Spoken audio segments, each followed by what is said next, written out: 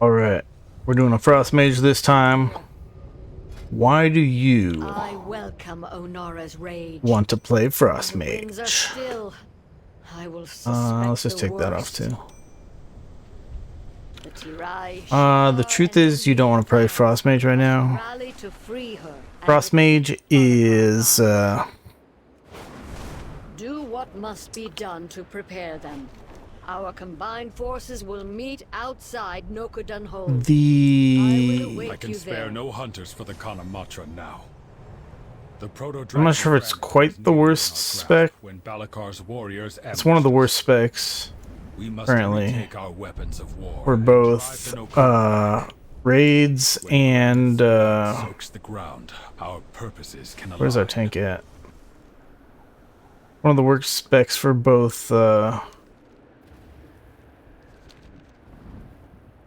raids and dungeons. It's definitely got some problems, but it does do some cool things. So I'll try to talk about as much as I can what it's good at and bad at during the dungeon, so that we can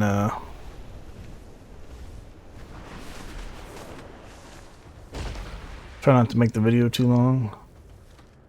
Uh-oh.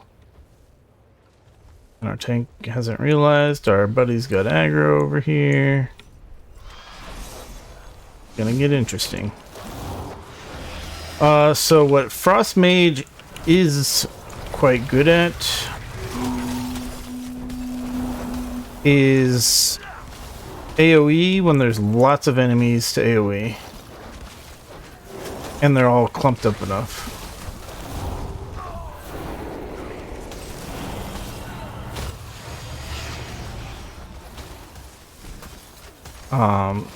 The reason they have to be clumped up enough is because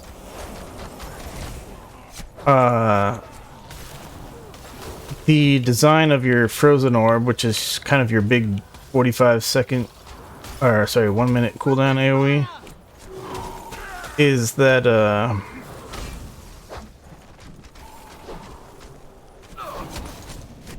you get a talent over here, very necessary talent, where each time Blizzard does damage, the cooldown of your frost, your frozen orb is reduced.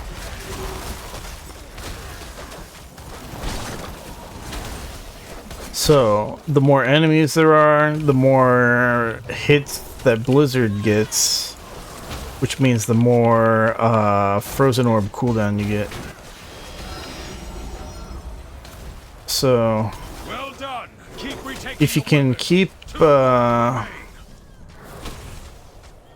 basically, if there's like at least 5 enemies clumped up, that are gonna survive long enough to make it worthwhile, then you can definitely do a lot of AoE damage using Frozen Orb and Blizzard. Can also rune a power to make our spells do a little bit more damage here. And there's this town over here, Comet Storm, which is a 30-second cooldown AoE, which is fairly good.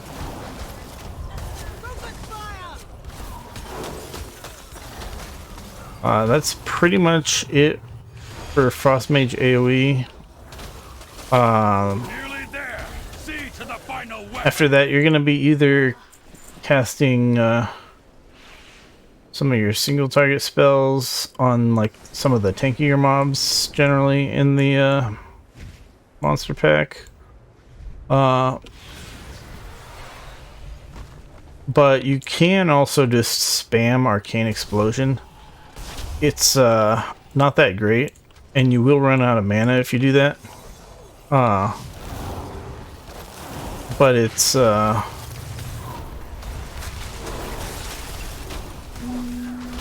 if there's no like priority target type of thing that you want to cast single target spells on, then it's perfectly fine. The battle has turned. The weapons are ours.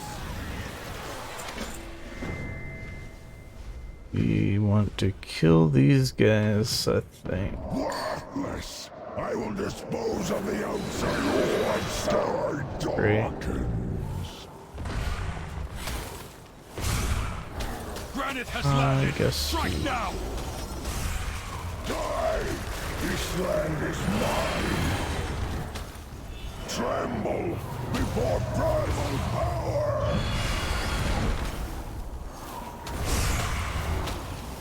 Die! Ready to fire! Can you Let's fly! Hello?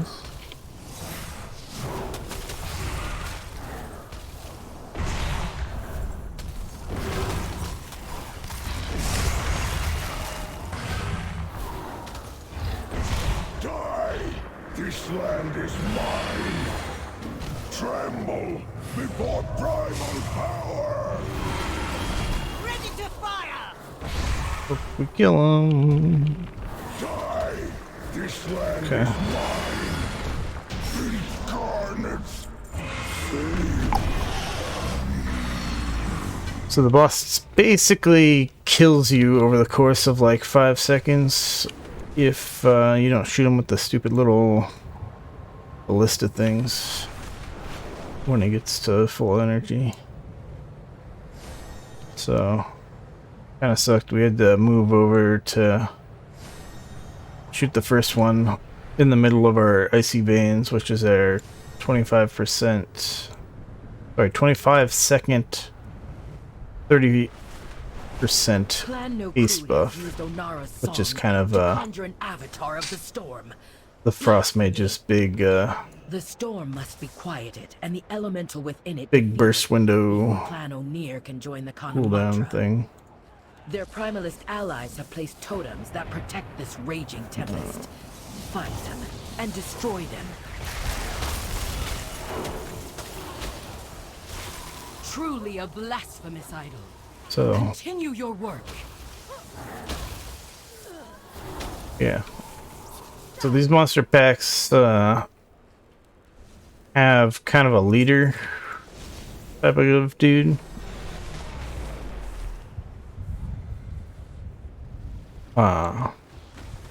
So the leader guys have more health than the other guys. So as a Frost Mage, you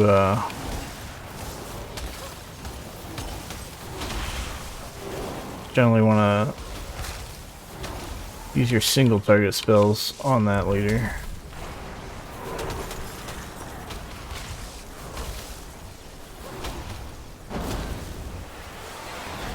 The primalist's power weakens.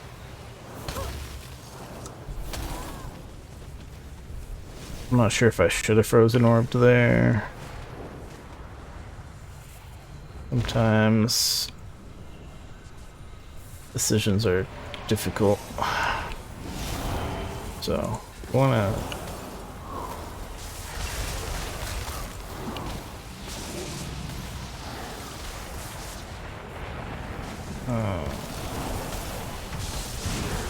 One more totem, quickly. ouch.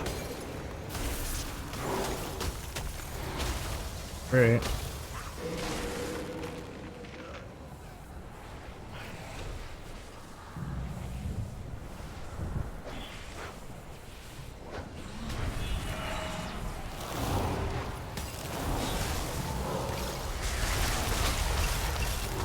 So this is great Frost Mage damage right here. That's what we like to see. So we even get another Frozen Orb to come off cooldown during the first Frozen Orb, because it's just oh, dang it. If I got the spell steal on that big chunky shield, I might have survived.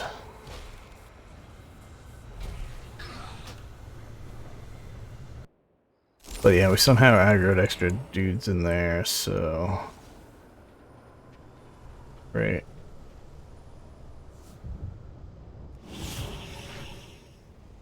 Just get out of combat, hopefully, with the invisibility. Apparently not. Because we shall wait until the tank kills everything so we can fly over there.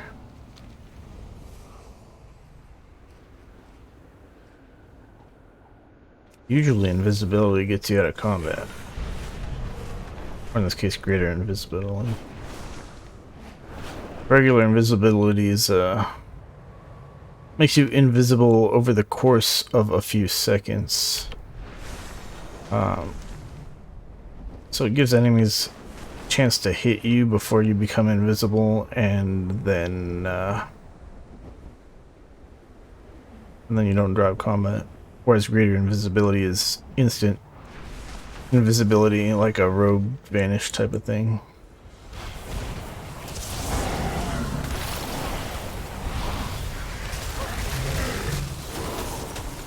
I'm feeling like I should have The final totem crumbles. Now take down the avatar of the storm. dropped the rune of power there, but oh well.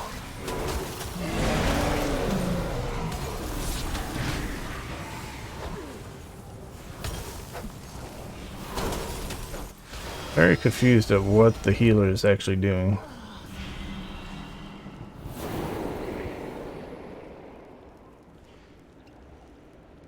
I mean, apparently he's healing, but apparently we're taking a lot of damage still. We had some kind of like stacking debuff. I don't know the exact mechanics of it. So maybe you do take more damage in this area than I realized, or maybe, I don't know, something's going on.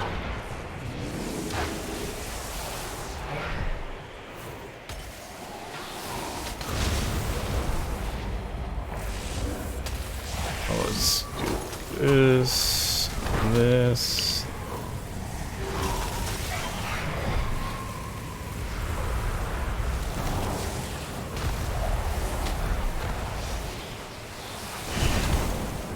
So on this boss fight, you can pick up these orbs, which do a little bit of damage to you, but also give you a damage buff.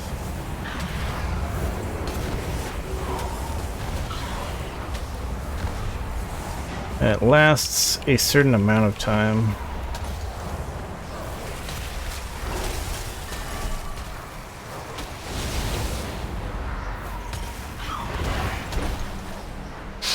Let's get some cooldowns back, I guess. Well, so the damage buff, you kind of want to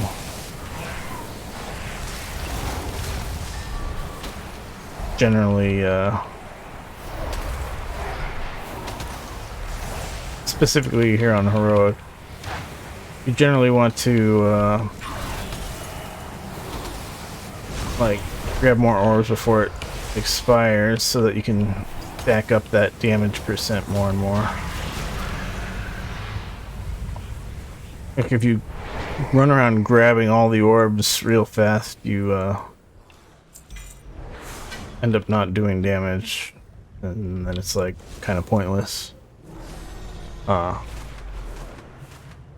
also if you grab them up too fast, then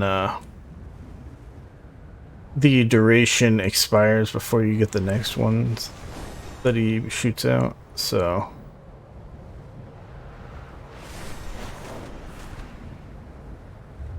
kind of a mini game of refreshing the buff. But in mythic difficulty, the orbs get sucked through the boss, which you don't want them to reach the boss, so you have to soul sucker, guys. You have to really just try to get them before they reach the boss on mythic difficulty. And if I recall correctly, it's got like a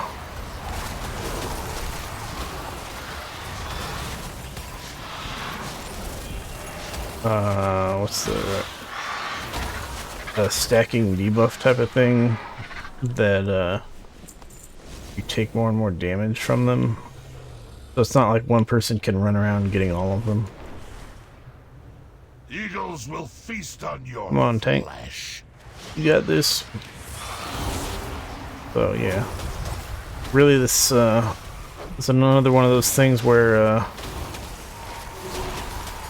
kind of want to do your main damage on the big guy.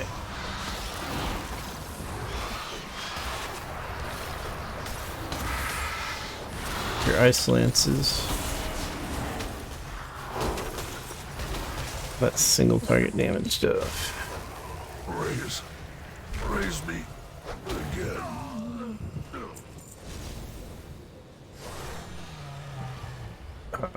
Because otherwise, you do even damage to all the enemies, then that one tankier guy is alive at the end of everything.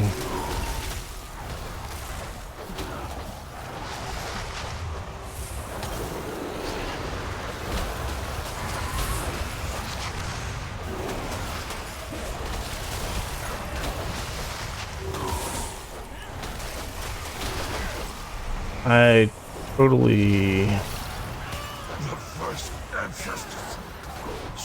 I need to like improve my weak R's or something.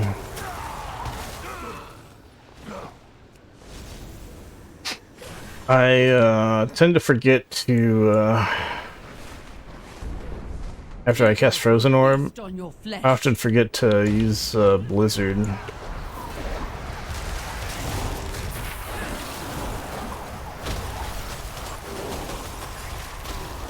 Oh, that's not the right one.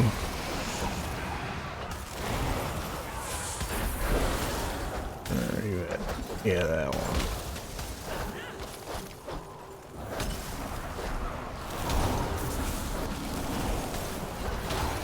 We got another Frozen Orb up.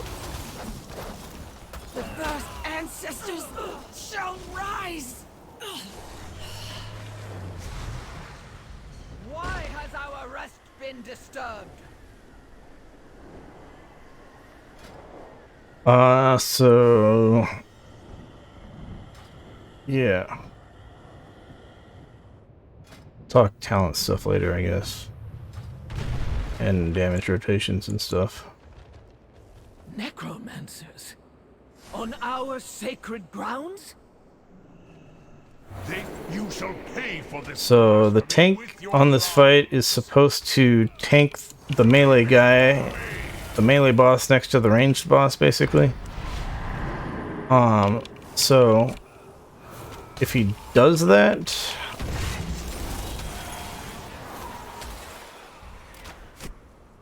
This is the end, Defilers. if he does that, then they're close enough that we get a lot of cleave damage, which we'll look at the actual talents that make that a reality and stuff later. But Flee before me. Away from him! Rend the earth.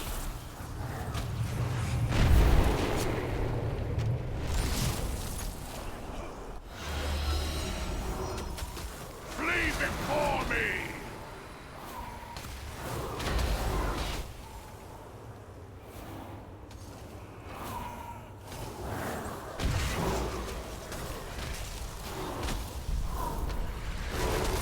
The wind guides my arrows.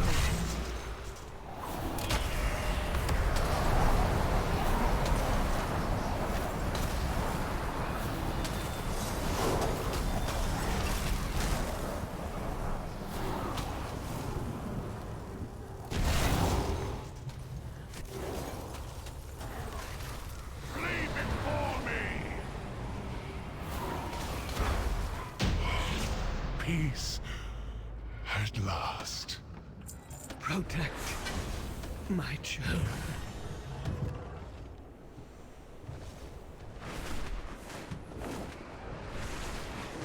Yeah, basically, Frost Mage can do pretty good damage to 2 targets if they are close enough together. Blow your horns. Let the You can kind of cheat on this part and just fly right up over to here, Shakar, follow the thunder and hopefully our team follows. O'Near, the Wind Mother calls us to war. Sweet. Daughters and sons of Tira. It's not really cheating per se, but I feel like it's the level is designed as if you're supposed to like fight your way into the camp, but essentially we can bypass most of My that. storm will bring forth a mightier Maruk. Greatness I awaits think you us. have to kill these 2 guys. Like they aggro with the boss type of have to kill these 2 guys.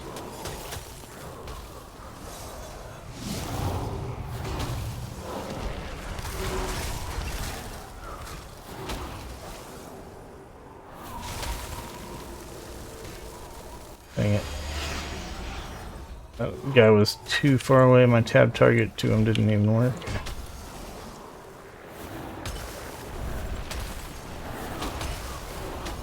One of these guys does a fear ability that you gotta interrupt, or else you end up running away for like 10 seconds or something ridiculous. Your storm And there's some other shatter beneath my hooves. dudes that do the same thing. Really annoying. But we skipped all the other guys. And skewered. Oh yeah, they also made it in normal and heroic difficulty. They don't. Those other guys don't even do the fear. So The weak must die. forgot about that. You will be trampled into dust. We're just kind of saving our cooldowns for the moment If the Eagle Mother will not gift me her power, for this stage of the fight. this land is our birthright.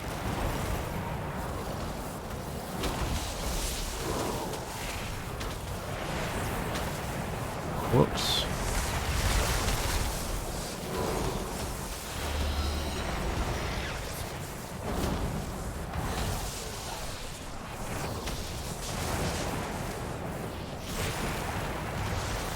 We want to not get hit by these little lightning swirly things. Lightning, the So, power of Onara. and it, yeah, Fear my wrath. this fight's kind of bad for casters because of those stupid lightning swirlies, which are very hard to see if you didn't notice on the Rune of Power. Defend my land. Come on back over here, bud. The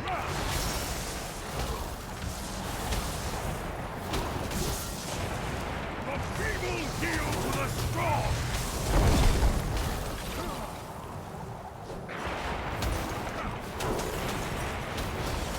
Fear my wrath.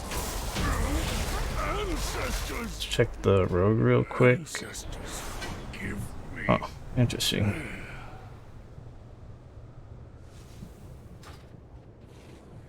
Strange combination of gear. He has enough health that I thought he might be a higher item He level. will not take a place of But his honor average item in level the wasn't actually ancestor very good. cause. But yeah,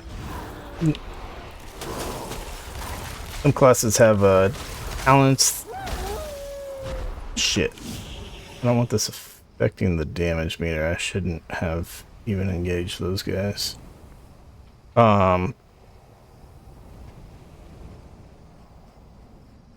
Let us teleport back to the city, and we will talk about how it went as for the damage.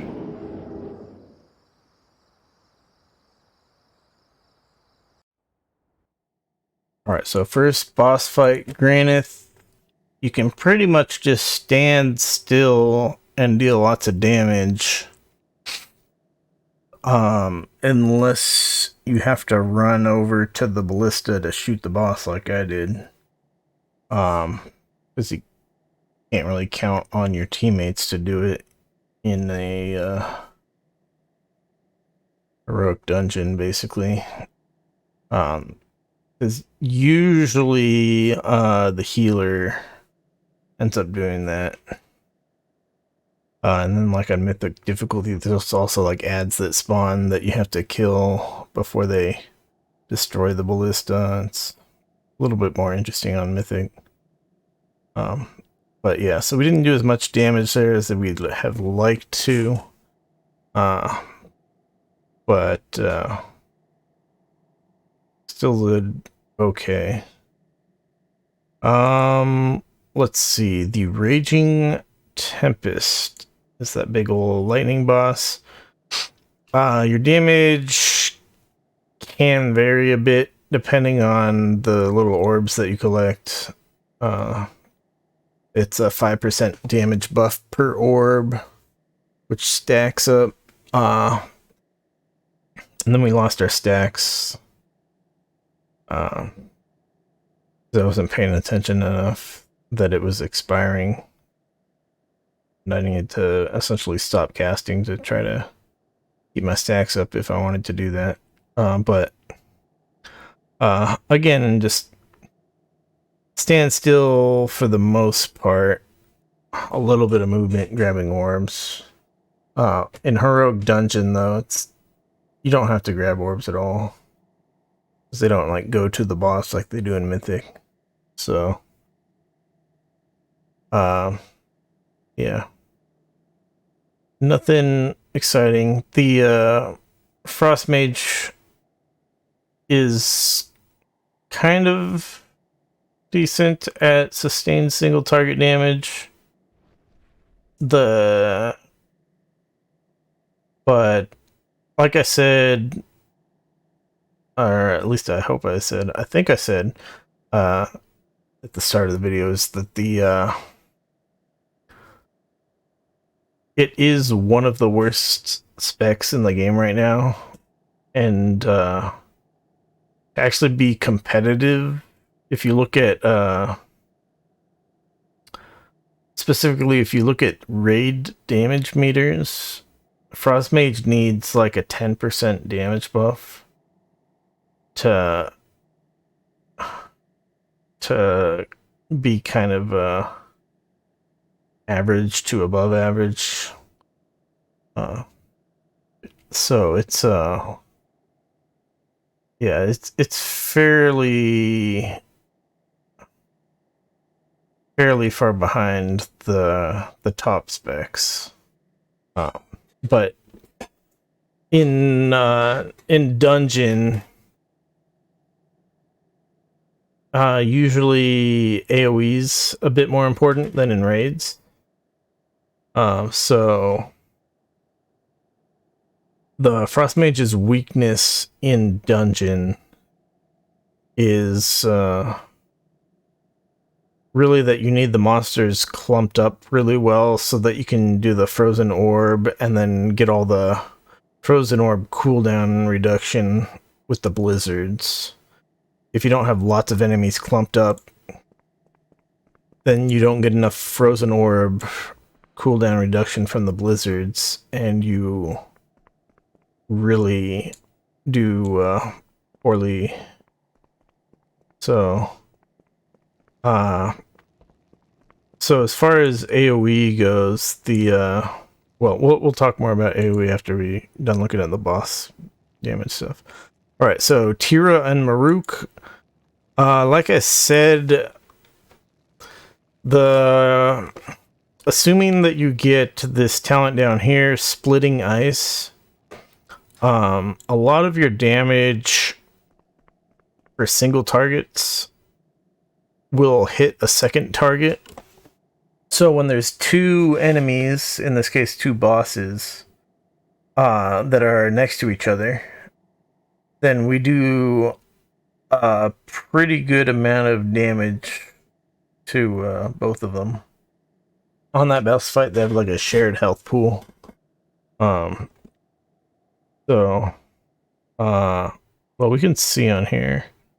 I did 66% damage to one of the bosses and 33% to the other one. So, it's definitely not like 100%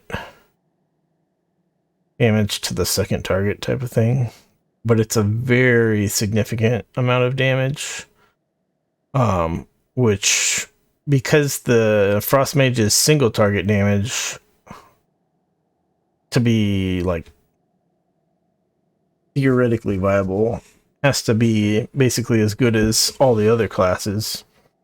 For a significant portion of its damage to be duplicated onto a second target, means that it's just really good in two target type of fights, like that boss fight. Now those bosses do like jump around a bit, and the tank probably wasn't doing as good of a job as possible as for keeping them close to each other. But yeah, overall, a pretty decent fight for the Frost Mage.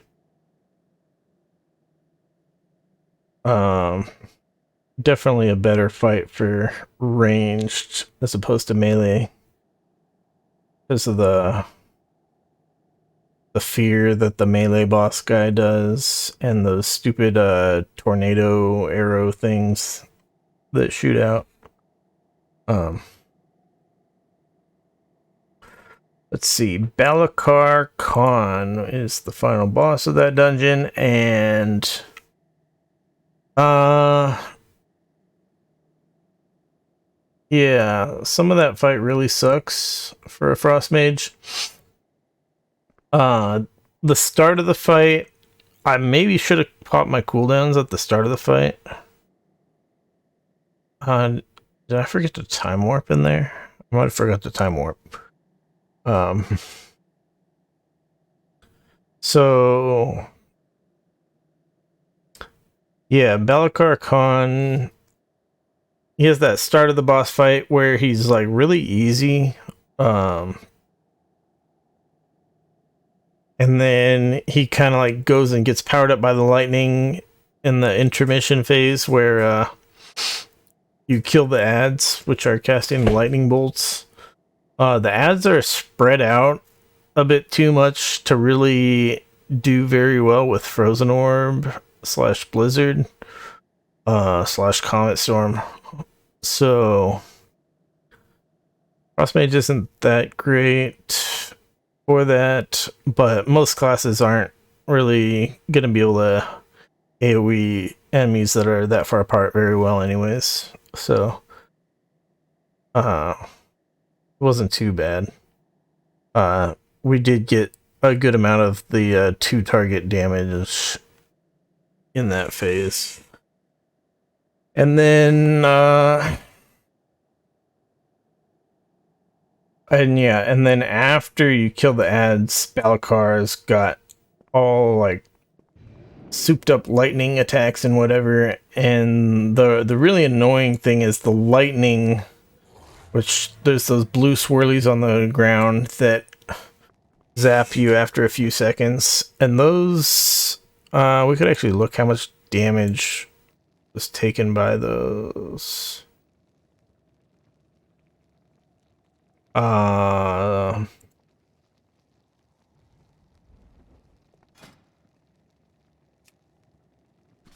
Cood Balakar Khan abilities.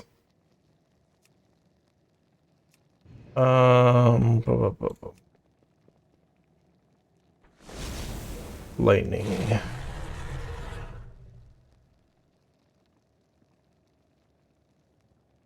Oh, it looks like we didn't get hit as much as I thought.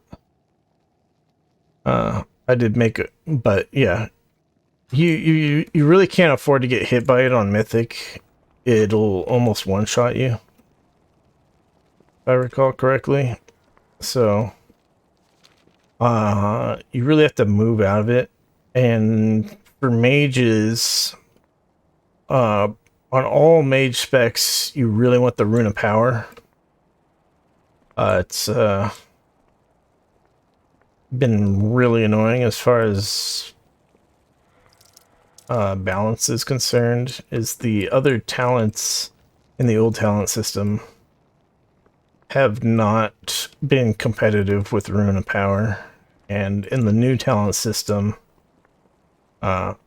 Incanter's Flow, which was also in the old talent system, it still does not compete with Rune of Power.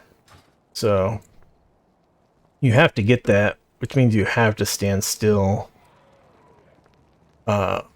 relatively stand still for several seconds to get that 40% damage buff. Now, if you don't have to stand directly on the Rune of Power, we put one down right here. You can see that you still get the buff of it when you're this far away. It's like really big. I don't know when it actually goes away. Yeah. So it's like really big. So I really want to set up a weak aura so I can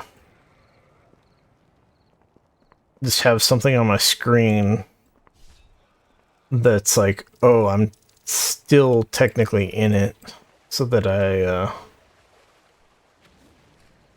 know that I can, like if I have to run far away from it and then come back, I know how close to it I have to get, and then I can start doing damage again. A little bit of min-maxing type of thing. But yeah, just the lightning that forces you to move on that boss fight is just generally really bad for casters. But other than that, that boss fight's pretty easy. And we ended up doing good damage. Although, well, I mean, like, we did good damage relative to our teammates. But yeah, it was the way I've taken off gear here. I took off my trinkets because both of my trinkets have proc damage on them, and I didn't want those complicating the damage meters, so I decided to take those off instead of other pieces of gear. So so yeah,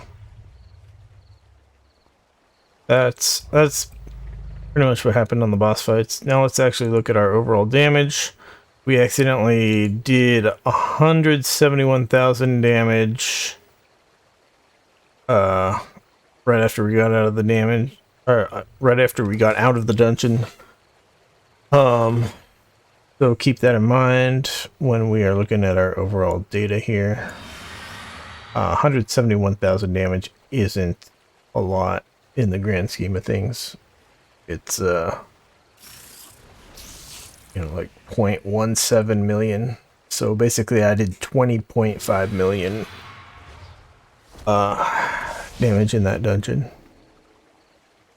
So yeah, let's look at that. So yeah, overall damage, Ice Lance is number one, even though it's a single target spell, which gets split to a different target with the talent here. We'll look at all the mechanics as far as why that happens, but very similar to the Elemental Shaman in that way, where Elemental Shaman, the most damage that you do, it comes from Lava Burst in a dungeon, even though it's not a AoE spell, generally. Sometimes you can get Chain Lightning Overload on the, and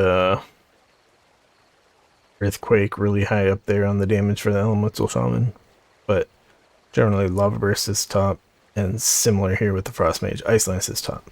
After Ice Lance, we have Frozen Orb, because that's our biggest damage AoE cooldown. Followed by Comet Storm, which is our not as good as Frozen Orb, but still really good AoE damage cooldown. And it's only on a 30-second cooldown instead of a 1-minute cooldown. But like I mentioned before, the Blizzard reduces the cooldown of Frozen Orb with the talent up here. So you cast Frozen Orbs much more often than 1 minute in ideal circumstances. Let's see here. So yeah, after Comet Storm, we have Icicle. So Icicle is boosted specifically by Mastery. Casting Frostbolt, Ice Lance, or Flurry grants you an Icicle. Casting Ice Lance causes all Icicles stored to begin launching at the target, each dealing 2,000 damage. And then we have a talent down here. Frostbolt and Flurry have a 30% chance to generate 2 Icicles. We also have casting Ice Lance on frozen targets has a 100% chance to generate an Icicle. So we get more Icicles from that type of stuff. Now my Mastery is fairly low. So the Icicle damage will definitely be higher here if you have more Mastery. And then also keep in mind your Icicles split just like the Ice Lances do with the Splitting Ice talent over here. So we have increased Icicle damage, like significantly increased Icicle damage because of that talent. So yeah, that's why Icicle damage is next on there. Then we have Blizzard. Blizzard really doesn't do very much. With my current level of gear here, it does 5,000 damage over 6.7 seconds. I think Earthquake on the Elemental Shaman did like 7,000 damage or something at a well, I don't remember the exact gear level. Might have been slightly different. Let's see how. Yeah, that 300 int didn't really do much anyways.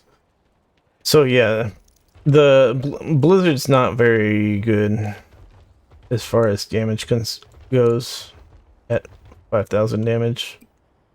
But what we do have is a talent right here. So the talent here is that Frozen Orb makes Blizzard instant cast, which is nice instead of having to manually cast it. And also increases its damage done by 60% for 12 seconds. So yeah, basically you Frozen Orb and then you instant cast Blizzard, and Blizzard has a cooldown, and then once the cooldown's up, you cast it again, instant cast, for that 60% extra damage. And if there's enough enemies, then those 2 blizzards will be able to reset your Frozen Orb cooldown.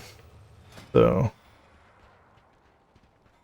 yeah, very good as long as there's like I said, About 5 targets is usually when you want to be using your Frozen Orb and Blizzards. If you know that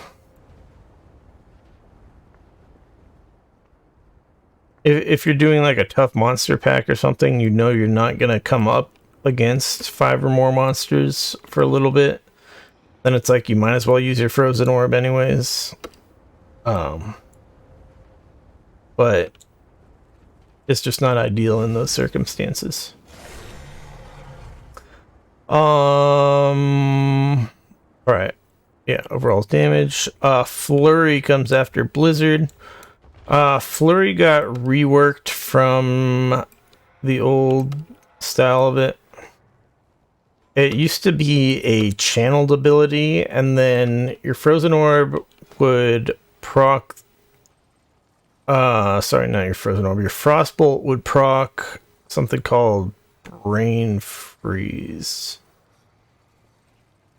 Where's the description of it? Yeah, so here it is. So Frostbolt has a 36% chance to reset the remaining cooldown on Flurry, and your next Flurry does extra damage. So what it used to do is instead of being an instant cast like it is now, where Brain Freeze will reset the cooldown of it, it used to be a channeled ability. But it was very weak. And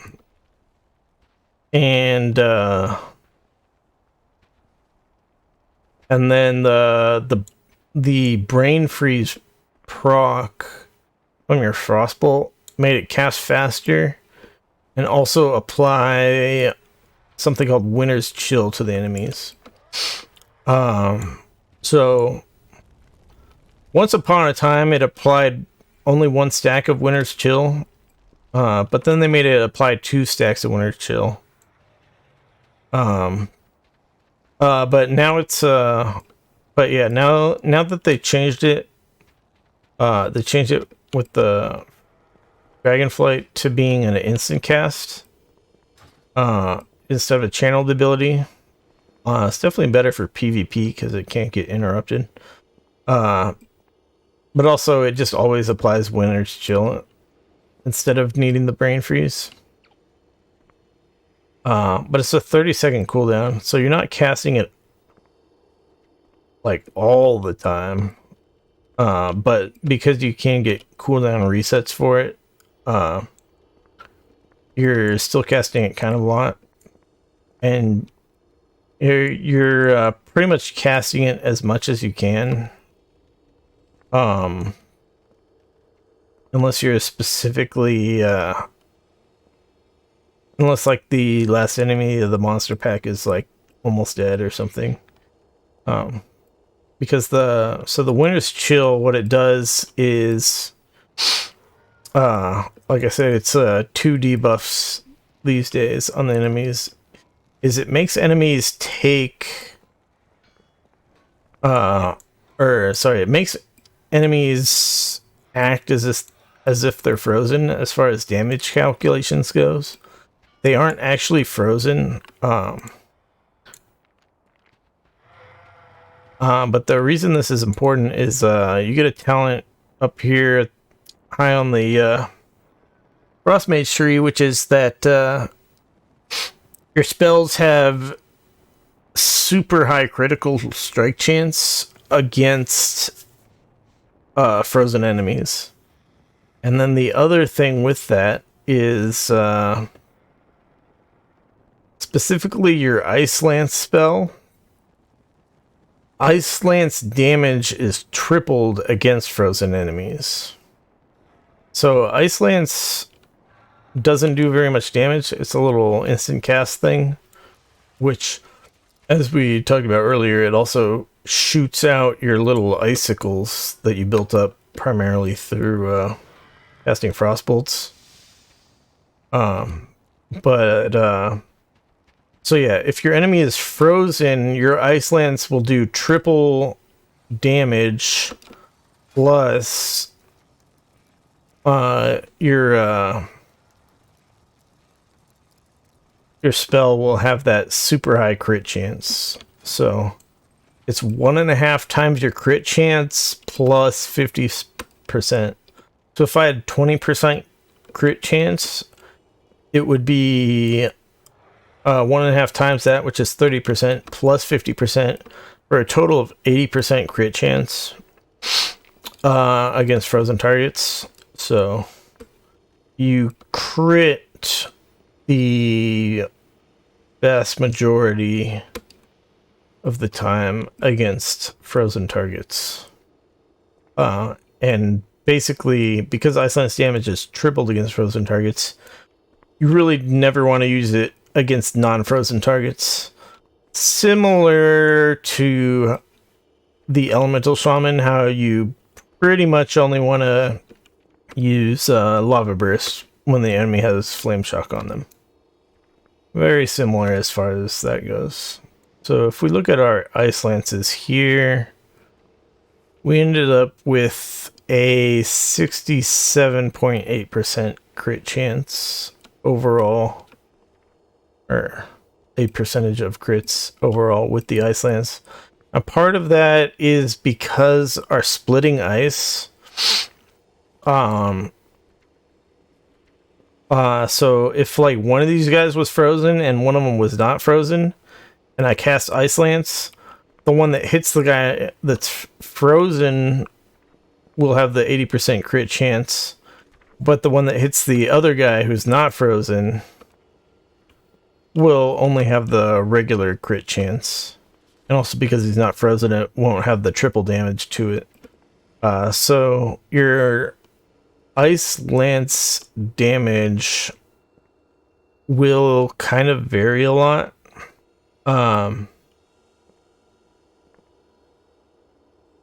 Because of that. So that's another reason why your split target damage sometimes isn't as much as you might expect it to.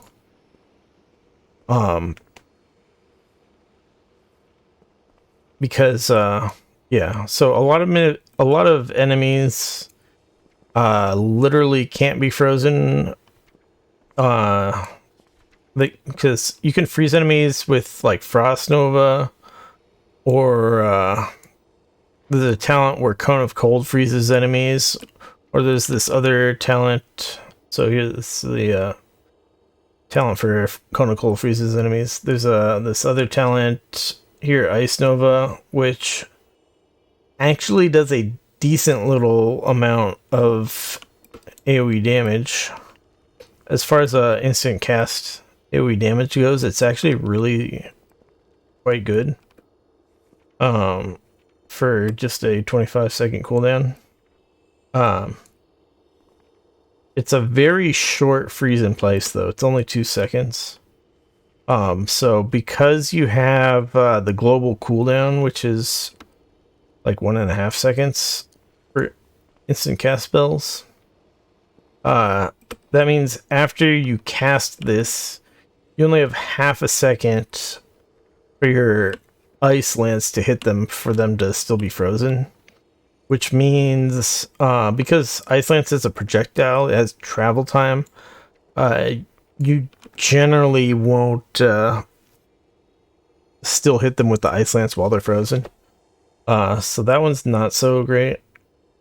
But it's basically like a Frost Nova around your target. So kind of a ranged Frost Nova. Similar to the water elemental Frost Nova thing. So it's definitely still very useful, particularly in PvP.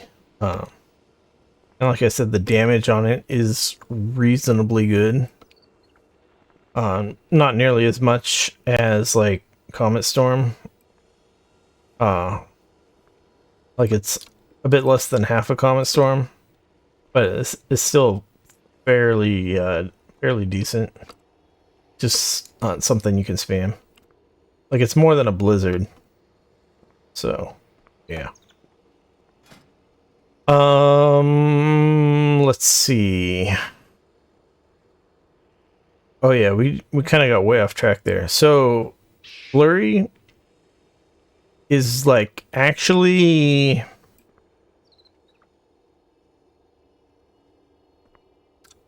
it's got like secret techniques basically. So the thing with the Winter's Chill buff is, or debuff that it puts on enemies, like I said, it's got 2 stacks.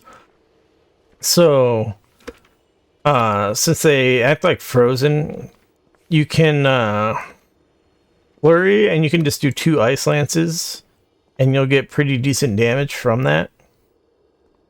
You don't want to generally use Frostbolt to consume one of those. Basically, Ice Lance will Ice Lance with the triple damage from them being like fake frozen from the Winter's Chill buff. Does more damage than a Frostbolt. So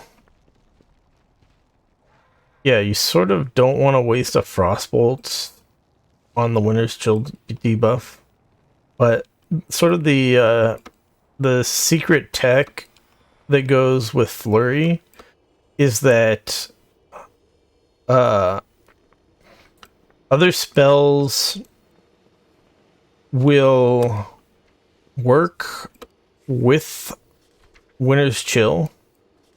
They still get that that giga extra crit chance from the shatter, but they don't actually consume the Winter's Chill debuff. So we'll see that in a minute here. But yeah, after flurry damage, we have a bit of frostbolt damage. We cast lots of frostbolts during the dungeon on single targets. Let's see here. Total of 118 in the dungeon. Or maybe a couple after in the stupid things, but yeah. Those generate you icicles, which, yeah. We only had 118 casts of Frostbolt, but we had a total of 656 hits of icicles. So, even if every icicle that we got hit 2 targets from like split target stuff, which it didn't because we had certain bosses which were like purely single target where there was no second target for it to hit. But even if it was, everyone hits 2 targets, that's over 300 icicles with only 118 casts of Frostbolt. So yeah, a lot of our icicles get generated, like I said, from specifically this hailstones talent here, and the 30% chance to generate 2 icicles. And I think the icicles, like I said, it also generates them from flurry.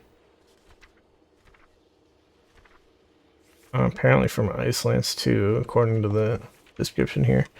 I never really paid that much attention to it. But yeah. The Frostbolt's kind of your filler single target spell. That you'd much rather be casting flurries and ice lances, basically. So yeah, but then after Frostbolt, our last thing on here, really, that we cast ourselves is Ray of Frost. And Ray of Frost, in the grand scheme of the dungeon, only does a couple percent of our damage. So, it's not great. It's not terrible. We get more value out of it in the boss fights, generally. See if I cast it in this boss fight. It looks like I did not. What a great example. Raging Tempest. Raging Ray of Frost was 8% of our damage. Tira and Maruk.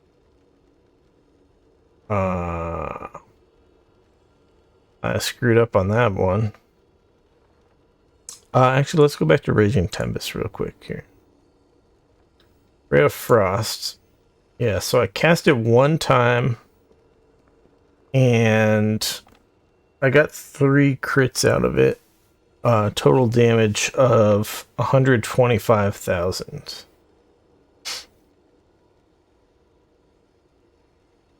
Did I get interrupted or something on this one? Wait, how many hits was it? 5 hits, yeah. So Tira and Maruk, Ray of Frost. Yeah, I only got 2 hits with it on that one. So I got interrupted or something. That's not a good example. Balakar Khan, did I Ray of Frost? It looks like I got interrupted on that one also. I only had 1 hit of Ray of Frost on there. Or maybe I used it on one of the ads when it was almost dead or something. I don't know. Yeah. Terrible examples. And it's also possible I could have used Ray of Frost a little bit more, and then it would have contributed better to the overall damage in the dungeon. But yeah, Ray of Frost can do a significant portion of your single target damage. But a lot of people do skip the talent. But here's where it gets interesting though. Like I was saying with the flurry, so if we just cast Ray of Frost on the target dummy,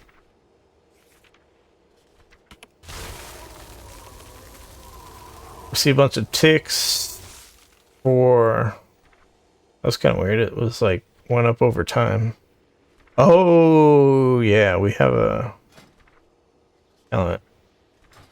We'll talk more talents later. Well, we're sort of talking the effectiveness of the Ray of Frost talent right now, but alright. So in the log, we only got 1 crit out of the 5, which is basically what we expect because we have a 21% chance to crit, right?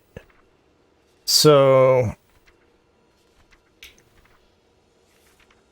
so yeah, you gotta say, okay, well, on the Raging Tempest, we had 3 crits on that Ray of Frost. Did we just get really lucky?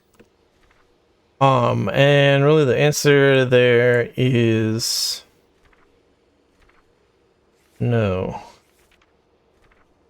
It's all skill. Alright, let's look at how much damage did we do there. Ray of Frost, 56,000 damage.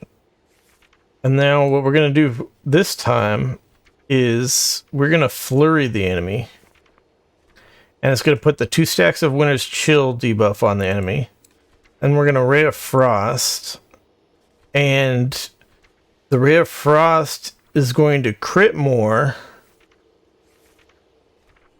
because of the Winter's Chill debuff on the enemy. But it's not going to actually use up the Winter's Chill debuff, even if we channel the full Ray of Frost. So we'll see that here.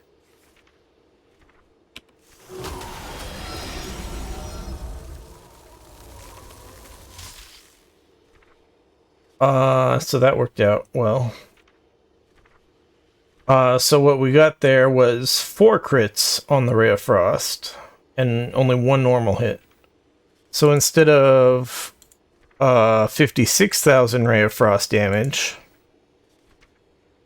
we had 84,000 Ray of Frost damage. So significantly more damage on Ray of Frost because we sort of abused the Winter's Chill from the Flurry. So that's specifically why I like Ray of Frost. Otherwise, the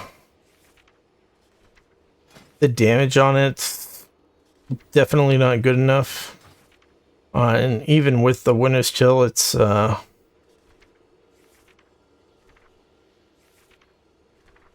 still got its issues as far as like you definitely it's very interruptible in PvP, for example. Good against melee characters because it slows them down like 80% or something, 70%. But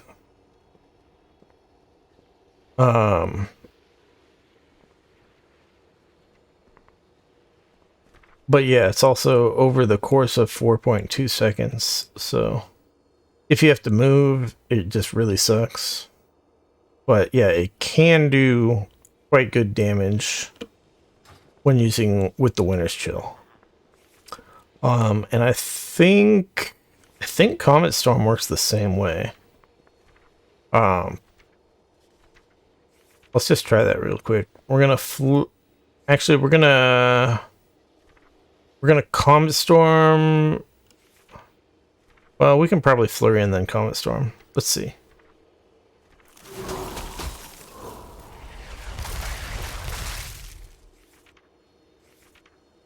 So yeah, our Comet Storm crit 5 times out of 6 total hits.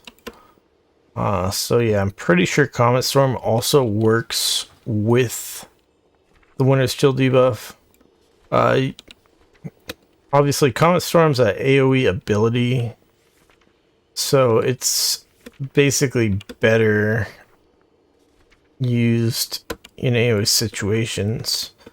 But the with only a 30-second cooldown, it definitely does more damage than just like casting a Frostbolt, for example, in a single target fight.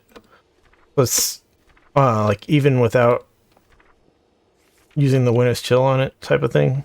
So it's definitely still worth using Comet Storm in single target. Really the problem with Comet Storm, well, apart from enemies can move out of it before the comets come down, if they're not like rooted or slowed, or the tank's just holding them in a spot. But the problem with Comet Storm really is just that the talents to get to it, either here or here, are really weak. Frostbolt does 20% extra damage to frozen targets, but with 2 points it'll be like 40%. That's really weak because, like I said, generally the Ice Lance will do more damage to frozen targets than Frostbolt. So even if it did 40% extra damage, the Ice Lance being instant cast is still like much better usability, or whatever the right word is. You don't have to stand there and cast like a Frostbolt. So yeah, those points are pretty weak. And this one here, Flurry, has a 30% chance each hit to call down an icy comet, crashing into your target and nearby enemies for a small amount of damage. So we can actually see in the damage meters for the overall damage for the dungeon, plus whatever we did on the target dummies just now, is that Glacial Assault, with those 2 talent points spent into it, was only 2% of our total damage. So it's, yeah, it's not very good. But yeah, as we saw, the Comet Storm, on the other hand, for our overall damage, we may have skewed it a little bit here practicing on the target dummies, but what we have, it says here, is 13.5% of our damage. So yeah, it's definitely very worth getting the Comet Storm for the AoE situations. I don't know if I'm using it often enough in single target situations. I don't focus my eyes too much on making sure that I keep Comet Storm on cooldown. So let's see here. On Croth, it was 9% of my damage, so that's good. Or not Croth, Granith. Raging Tempest, Comet Storm was 10% of my damage. That's good to see. Kira and Maruk, 7% of my damage. Not too shabby. And Balakar Khan, 0% of my damage. I think oh wait, no. It's up there, 5.6% of my damage. Yeah. But I might have missed with part of one or something. I'm not really sure. Or I might have just not cast it as many times as I potentially could have.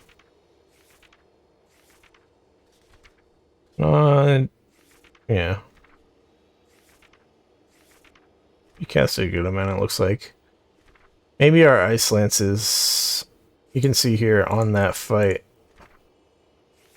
we had such a large amount of Ice Lance damage, 46% of our damage, which is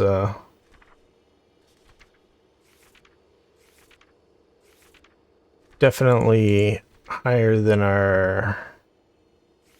what we usually get here on these single target fights. So yeah, maybe our damage breakdown wasn't terribly good on that last fight, using it for data, but yeah, whatever. In any case, Comet Storm, good. Ray of Frost, pretty good. It doesn't require shitty talents to get to it, but you really have to use it with the Winter's Chill debuff to get the most out of it. Let's see, what else?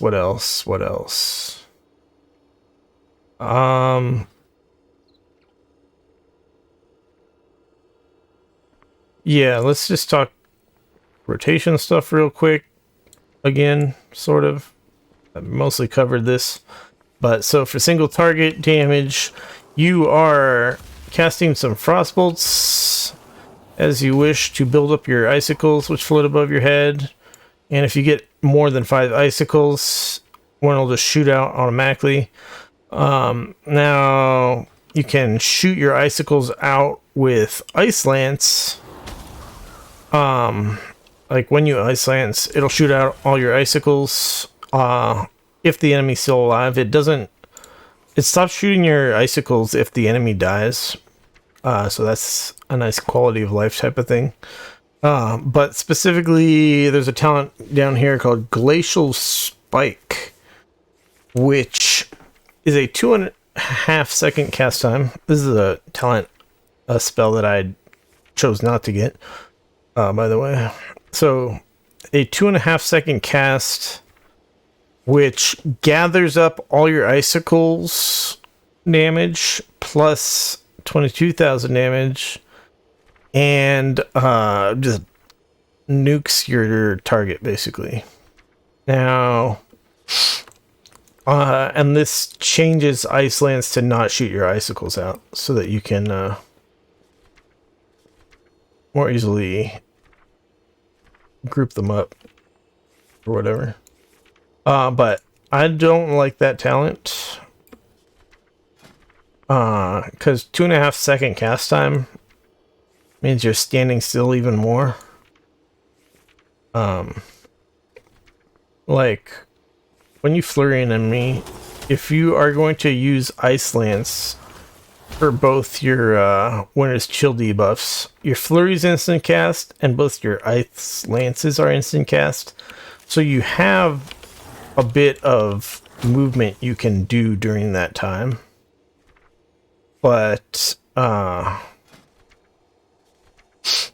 if you were to flurry and then glacial spike, because you really want that glacial spike to get the 80% crit chance from the enemy being frozen per se, in this case when it's chilled, not actually frozen, then you're standing still for that 2.5 second cast time.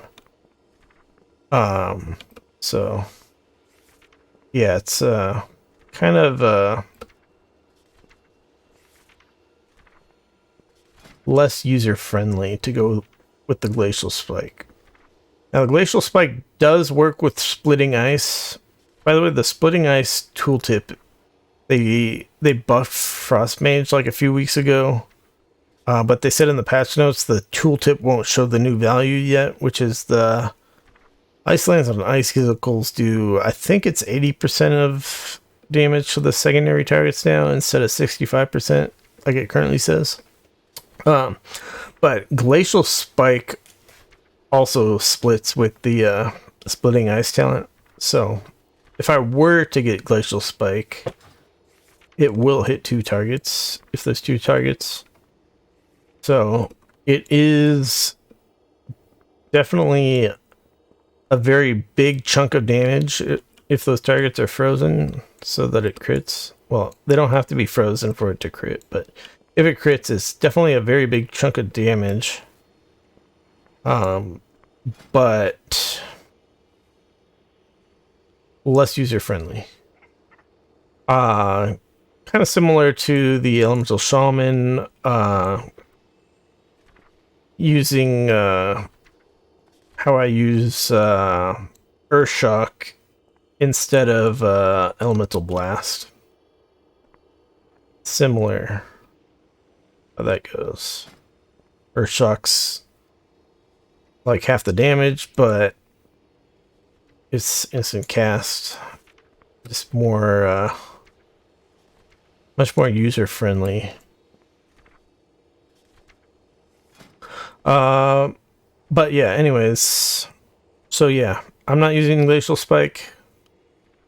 Definitely something some people do use. Oh yeah, let's get back to, I was talking about damage rotation stuff. So yeah, you can build up icicles with Frostbolt as you like. Your flurry also builds them up, as we saw.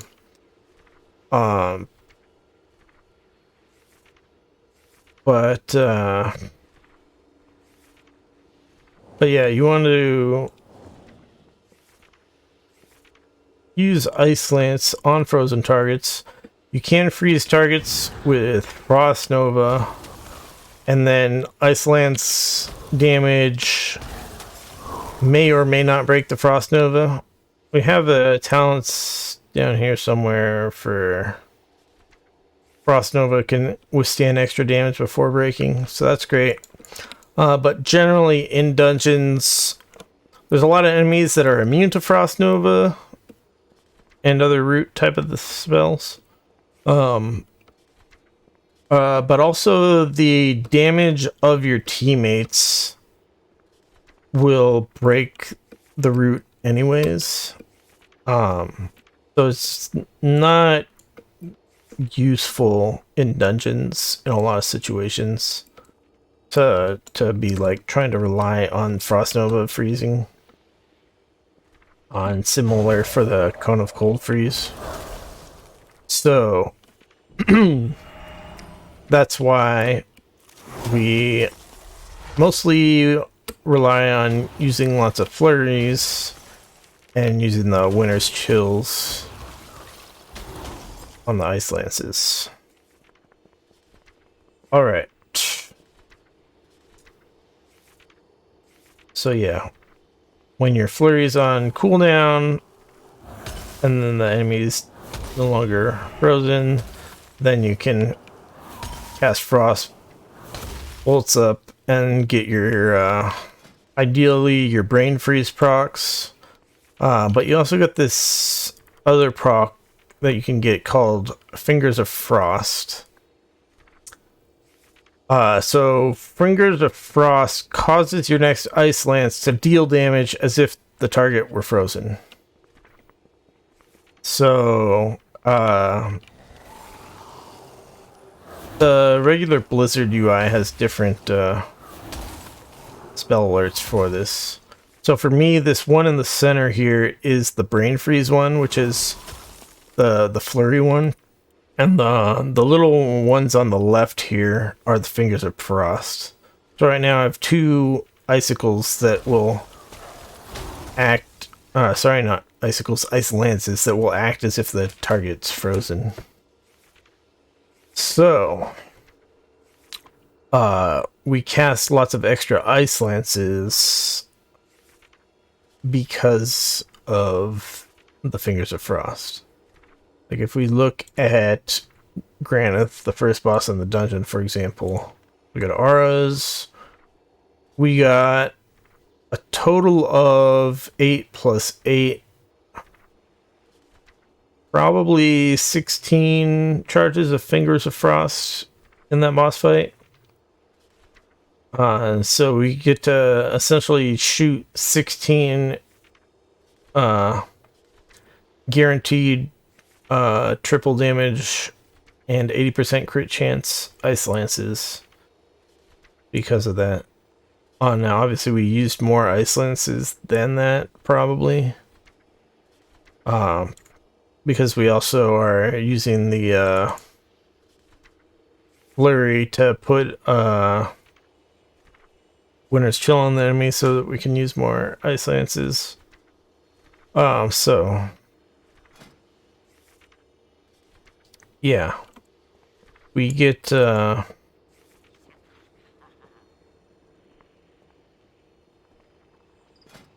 bunch of essentially we'll call them free Ice Lances because of that.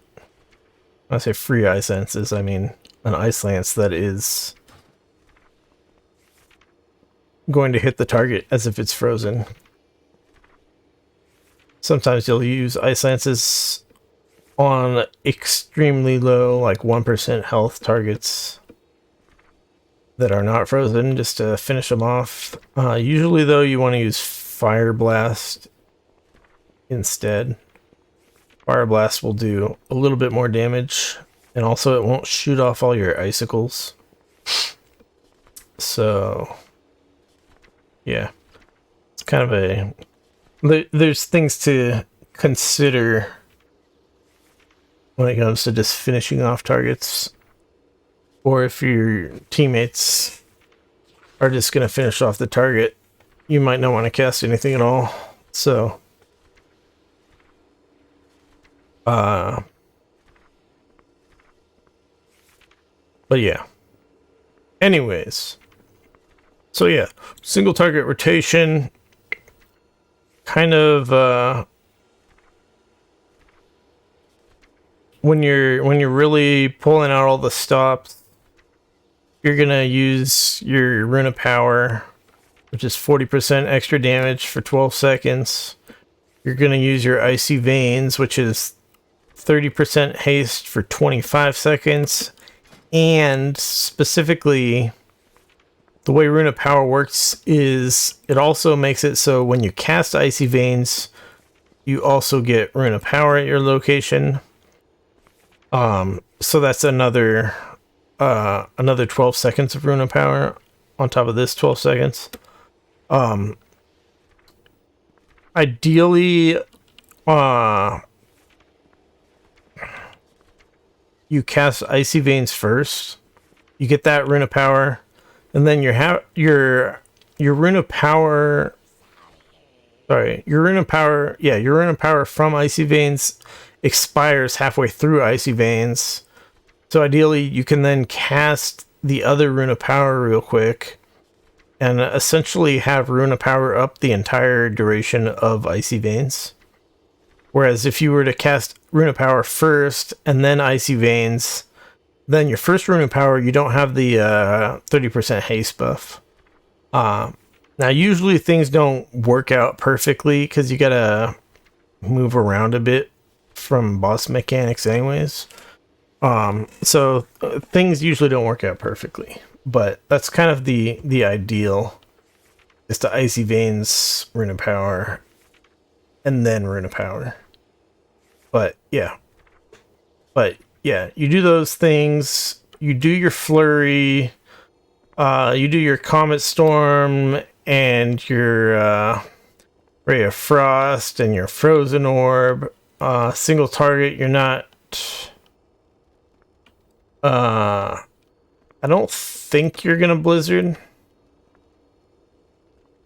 You could maybe actually do the math to see if Blizzard's worth it, specifically with the talent for 60% extra damage and instant cast on the Blizzard. I've tried it a few times. It's because you don't get very much cooldown reduction on Frozen Orb out of hitting only a single target. It definitely doesn't feel very good.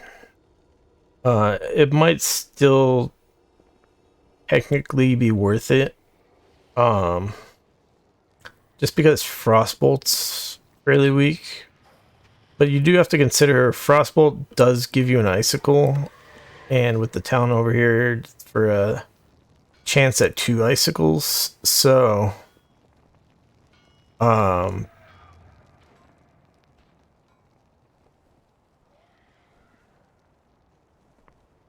yeah, the math is probably pretty close. I'm thinking it probably works out that Blizzard instant cast with 60% damage in single target is worth casting over Frostbolt. Definitely not over Ice Lancing a frozen target, but yeah.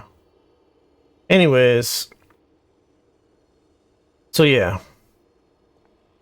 You do all your big damage spells during your Icy Veins Runa Power, and then your Runa Power. You're using your flurries to get the guaranteed frozen damage on those especially big damage ones like the Ray of Frost. And then you're using Ice Lance on the rest of your Winter's Chills from your flurries. And then you're just spamming Frostbolts. Oh yeah, I also forgot. You have to really consider Frostbolt is also good when you're comparing it to Blizzard because of the chance to proc Fingers of Frost and the chance to proc Brain Freeze. So, the thing with Fingers of Frost is the free Ice Lance one, and then Brain Freeze is the reset the cooldown of Flurry one. So yeah, maybe I forgot to consider that. Maybe after all, Frostbolt is better than Blizzard. Instant cast 60% extra damage in single target. Yeah.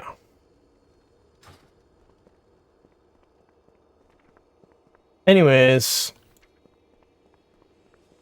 so yeah, as we saw for AoE, you're not really going to use Icy Veins ever in AoE situations, unless it's an AoE boss fight. just because it lasts for 25 seconds. You definitely can use it, but really you want it up for the boss fights. So you don't want to use it if it's not going to be up for the boss fight. So, like, for example, if you use it on, like, the first pack in the dungeon, it'll probably be up before you get to the first boss, and you'll be fine. Or it might come up, like, halfway through the first boss fight, and you could still use it and get full value out of it, and you'll be fine. But if you try to use it like between bosses or something and used it on the boss, it might not be up soon enough that you can use it, and then it'll be up again on the next boss. So that's just kind of the nature of 3-minute cooldowns, is it's yeah, you can't really rely on them being up in time for the next boss if you use them between bosses in general. Now there's a talent down here though that you're damaging single target spell critical hits. Reduce the cooldown of Icy Veins by 1 second. So with this talent, instead of a 3-minute cooldown, because we are doing so much single target stuff where we're trying to get as many 80% crit chance ice lances out as possible, it's not really going to be a 3-minute cooldown. I haven't really tested it very well to see what's a realistic amount of cooldown that Icy Veins actually ends up being in practice. But yeah, you'll probably get it down at least to a 2.5-minute cooldown, maybe less. So yeah, if you really plan it right, you can definitely use it between bosses, in certain situations. But it's just not super.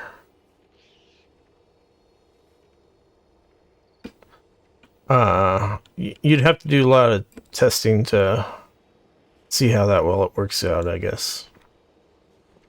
I can't make any promises.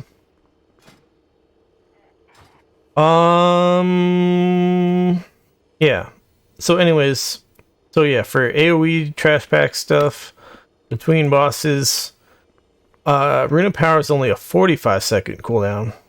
So generally you want to use this as much as possible, specifically in combination with your Frozen Orb and your Blizzards, so that, and your Comet Storm, so that you can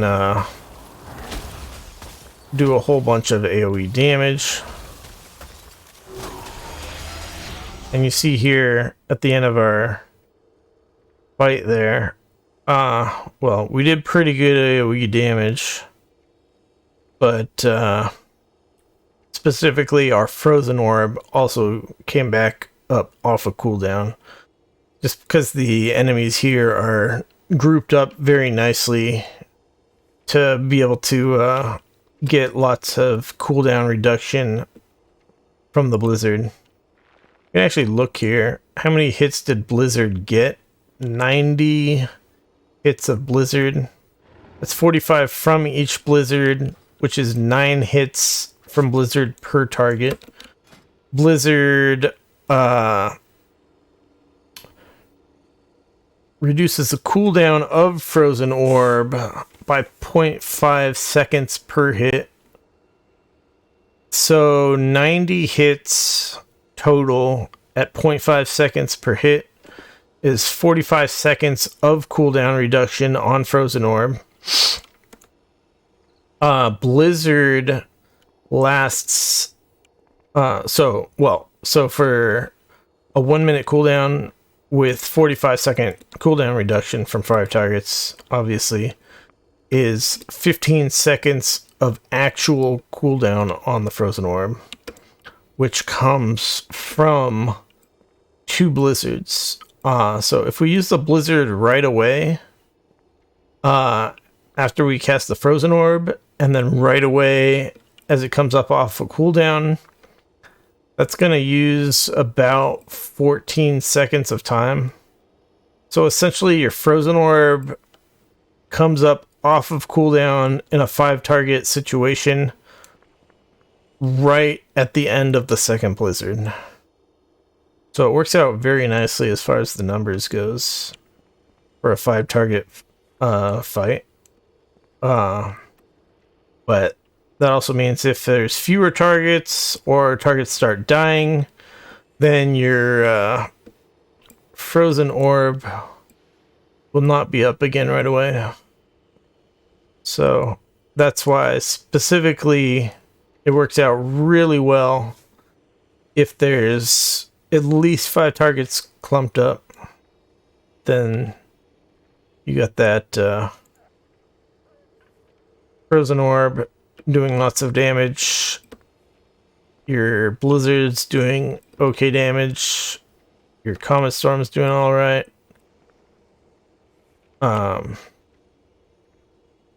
So yeah, I forgot to mention earlier. So also specifically, mastery increases frozen orb damage. I haven't really played with it to see exactly how much mastery increases frozen orb damage and the icicle damage.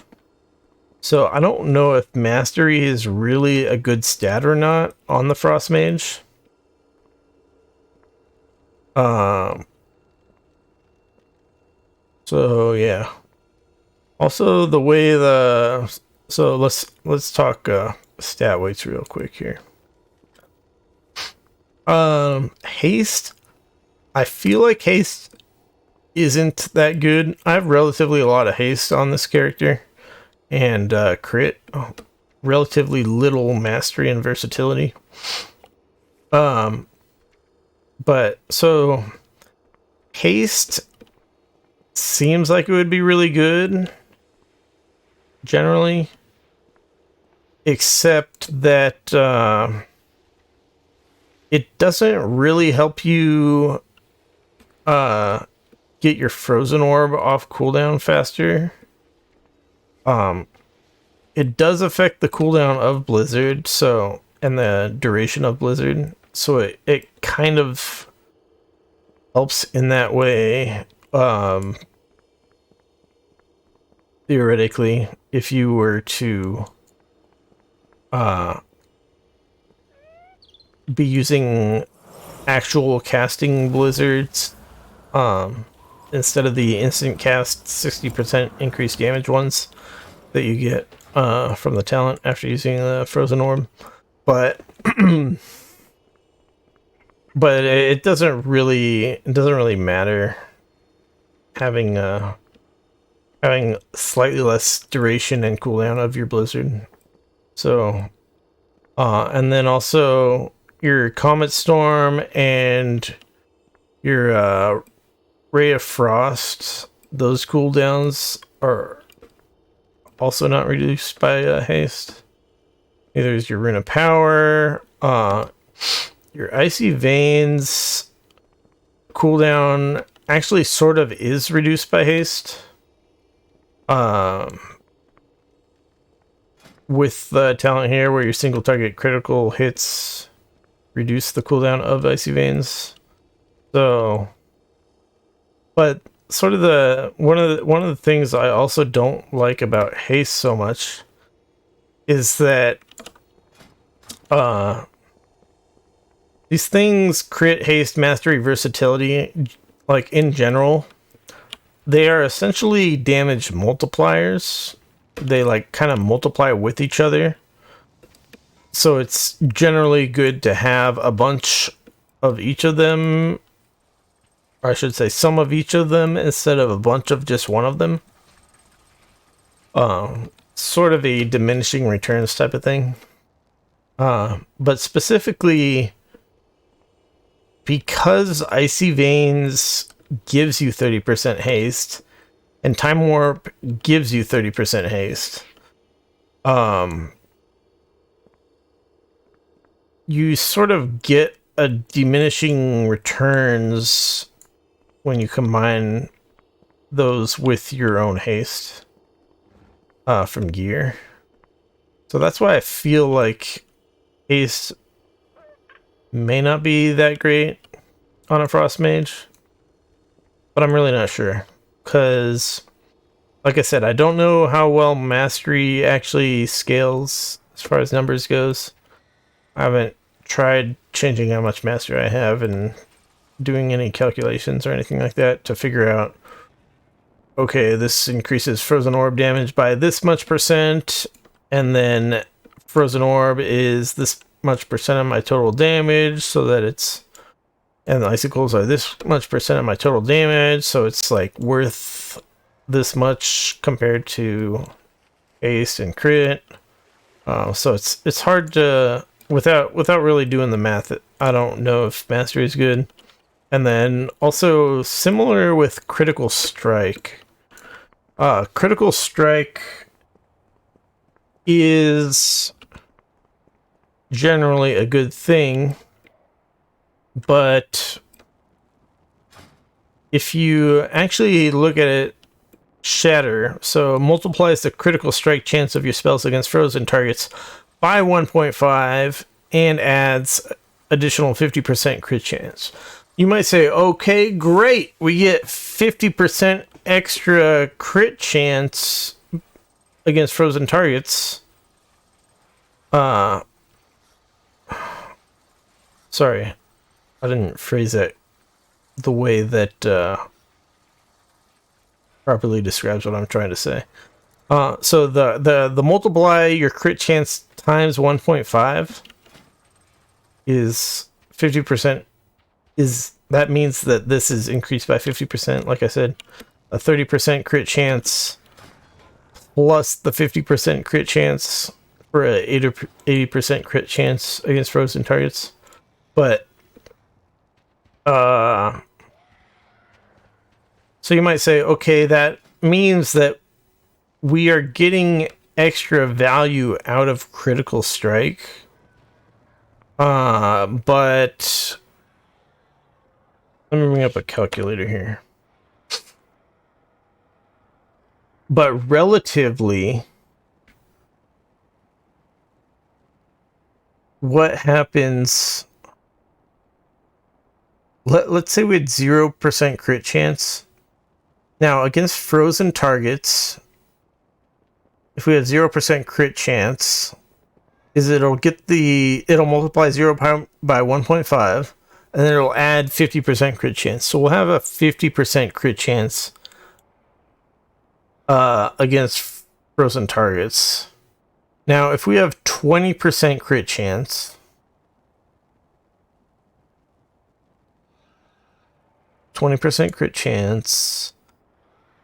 times 1.5 plus 50% crit chance is the 80% crit chance that I was talking about earlier.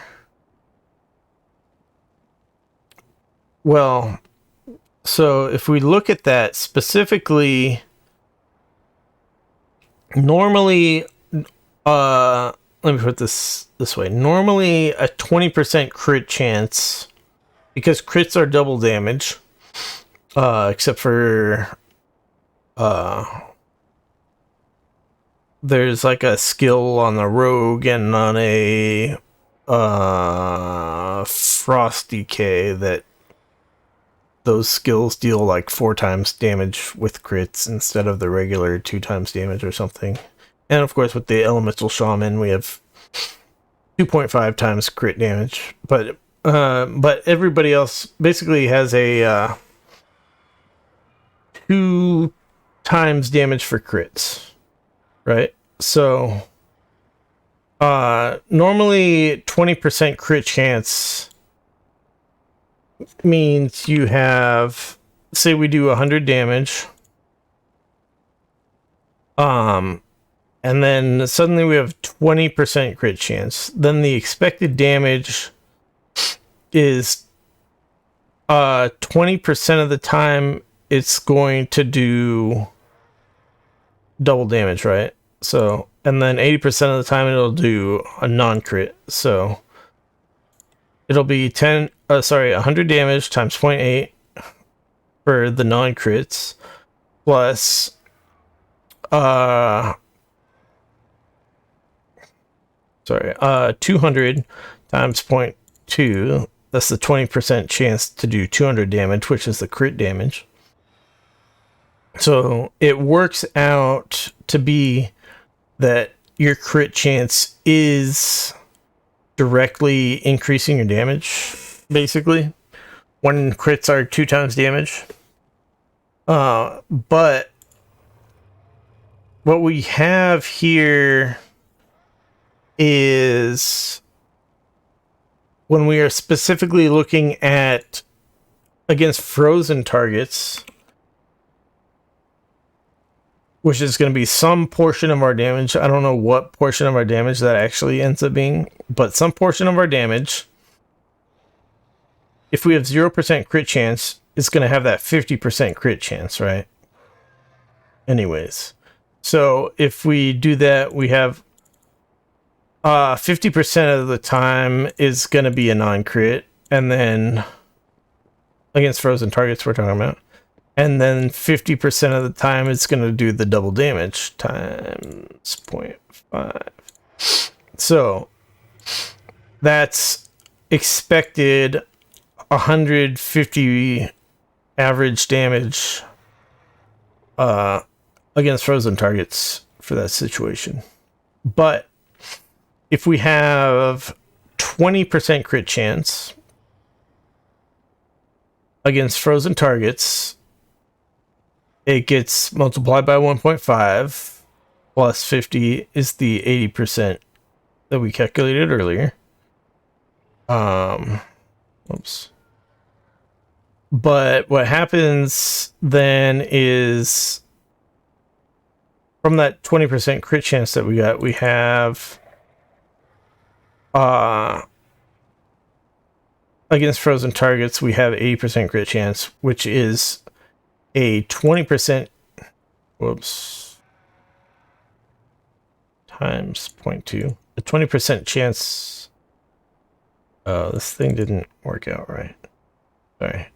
100, 20% chance to not crit, plus an 80% chance to crit, times 200. So our expected damage in that case is 180. So let's see how this actually works out here. So our 20% crit chance increased our expected damage over 0% crit chance from 150 damage to 180 damage against frozen targets. Now, that means that 180 divided by 150. Okay, that's interesting. That worked out nicely, actually. So, I wasn't sure if the math was going to work out the way we wanted it to. It looks like it did. Maybe with different numbers, it doesn't work out quite the same. But, yeah. I was afraid that crit chance might not work out. Like, it might be actually less effective in increasing our damage when looking at frozen targets, but it looks like it works out fine. So we're good. We're good. But yeah, crit's a good stat. Math.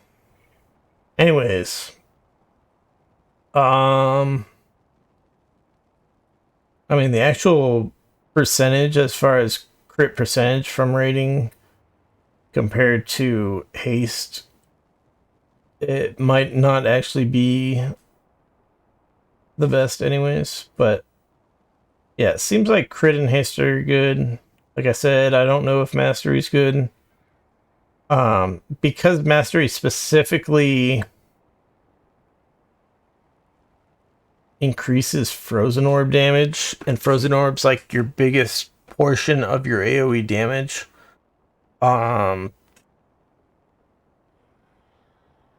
It could be the case that Mastery is really good for AoE damage and not as good for single target, that type of thing.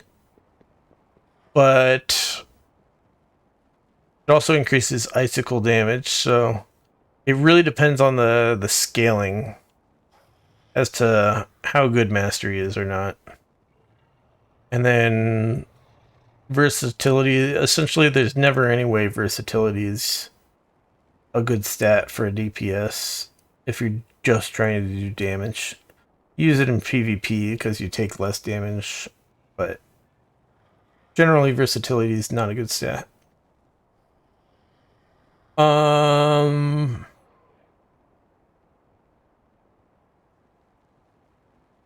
Yeah. Anyways, let's finish talking about stat weights. Let's talk about other talent crap. Alright, Mage Talent Tree. We're gonna blow through this real quick. Not, I guess maybe not real quick, but alright, there's some good stuff in the Mage Talent Tree. Doesn't feel like you really have a lot of options though. The left side of the talent tree is basically cold related stuff, which is great for the Frost Mage. Not so great for other the fire and the arcane mage specs. Mirror images, not super useful. Does decrease the amount of damage you take. So it's a button you should press. I basically never press it. The actual mirror images do essentially 0 damage. Let's see. Yeah, you're gonna get the ice block. You probably want spell steal. There's some buffs that monsters get in dungeons, which is really helpful to steal from them.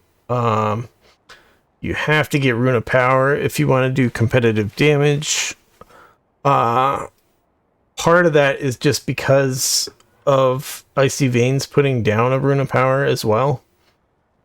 If Icy Veins did not also put down a Rune of Power would be significantly weaker.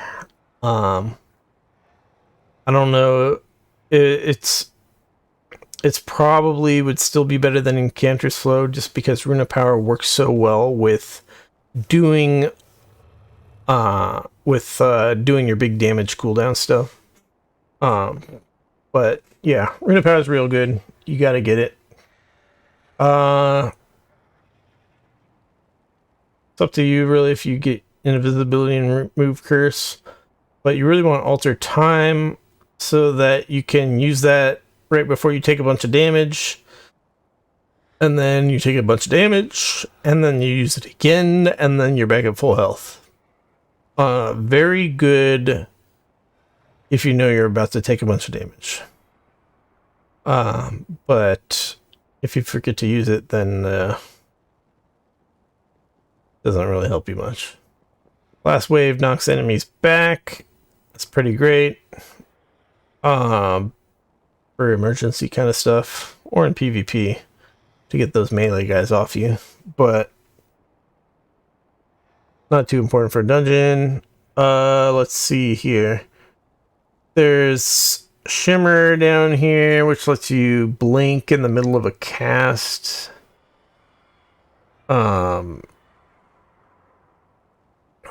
So that can be useful, but it has a longer cooldown than blink, so I don't like it. Ice Flows lets you cast a spell while moving, just a single spell, and it's got 3 charges. So that's also useful, especially if you were to go Glacial Spike, for example. But in both cases, I don't think they're really necessary in general. It is very annoying to have to move during a cast in general, like in boss fights and stuff. But the out of all your spells that you cast, you've got Frostbolt's a 1.7 second cast, and it's not a very important cast. So if you have to interrupt it, it's not really that big a deal. Flurry's instant cast, so you don't have to worry about... You can always move during that. Comet Storm's instant cast, so you can always move during that. Ice Lance is always instant cast, so you can move during that. Frozen Orb is always instant cast, so you can move during that. Blizzard is always instant cast for 12 seconds after you cast a Frozen Orb. So you can usually use move while you're casting Blizzard.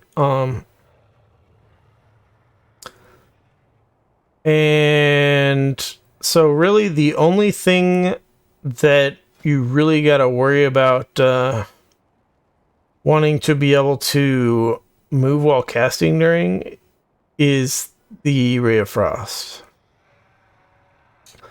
So that's why I don't put too much value in these talents for a Frost Mage. You could definitely get them if you want, but I don't think they're that great.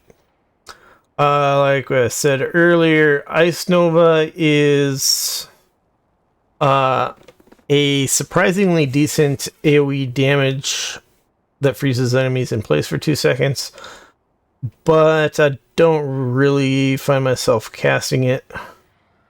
I really should use it more. Basically use it on cooldown, and you basically should use it on cooldown in AoE situations after you've got your Frozen Orb and your Blizzard out, because those and your Comet Storm, because those are more damage. But definitely worth using this over casting a Frostbolt. Let's see. Also, Cone of Cold is super weak unless you have a talent over here that Blizzard damage increases the damage of your next Cone of Cold. So yeah, that's not very good for damage. Frost Nova does a tiny bit of damage also, so your AoE damage options are definitely limited, so getting that's pretty worth it. I don't really like Ring of Frost for PvE content. There is definitely times where it would be useful. Like if a boss summons a bunch of ads and you can just freeze them all, it could be pretty useful. But it has a cast time, so it's kind of annoying to use. So yeah. Let's see what else we got about this. Heal while inside your ice block is nice. Oh, I forgot to mention also I get this talent specifically so that I can get both these talents off of the same parent talent. Because if I were to get Ring of Frost here instead of this Ice Nova talent, then I couldn't get this talent here, which is 2% crit chance. And I also want the Frost Nova to withstand extra damage before breaking, so that's otherwise, if you were to not get this talent, you'd have to get both the Ring of Frost and one of these ones. So saving a talent point in there. Frost Nova duration's great in those situations that you can keep enemies frozen for a little longer to throw more ice lances into them, assuming they don't break from damage. What else? We got the greater invisibility and the at any moment you have a chance to gain Icy Veins for 8 seconds, Fingers of Frost, or Time Warp for 6 seconds. So, just like I mentioned in the Arcane Mage video, this talent is freaking great. as it goes for the Frost Mage, Icy Veins is our 30% haste buff. So 30% haste buff for 8 seconds is not too shabby. Fingers of Frost is the free Ice Lance thing. So that's not too shabby. And Time Warp for 6 seconds. Time Warp is also a 30% haste buff. So having that for 6 seconds doesn't hurt either. So yeah. I don't know how many times that all those pop up, but I'm pretty sure this talent's really good. Like in the long run. Yeah. You're not, as a Frost Mage, you're not gonna go down the right side here to get Dragon's Breath and Meteor. So yeah. And then, yeah, we talked about already, Cone of Cold will freeze enemies. Frost Nova has 2 charges. These sort of things are really great for helping keep you alive. Better for PvP situations, but yeah, they're useful. And then Shifting Power. So similar to the Arcane Mage, because the Frost Mage relies quite a bit on cooldowns, Shifting Power is very useful for reducing your cooldowns. You get a good amount of value out of it. You can reduce your cooldowns on Frozen Storm and Ray of Frost and Comet Storm, and I think it works for Rune of Power and Icy Veins. As far as I know, it works for everything, so yeah, very useful. The actual DPS of it, it's AoE, it's over 3.4 seconds. It's not that great. Less than a Comet Storm, for example. And the Comet Storm's just an instant cast compared to a 3.4 second channel. I probably should use it a lot more in AoE situations. Now for single target, yeah, the damage is probably not really worth it. I could be wrong though, because during that time you could cast a couple Frost Bolts, which gives you a couple extra Ice Lances. So, and potentially Fingers of Frost procs or Brain Freeze procs. So, pure damage wise is definitely not good for single target. I don't know how good in single target a 12 seconds of cooldown reduction on your abilities is.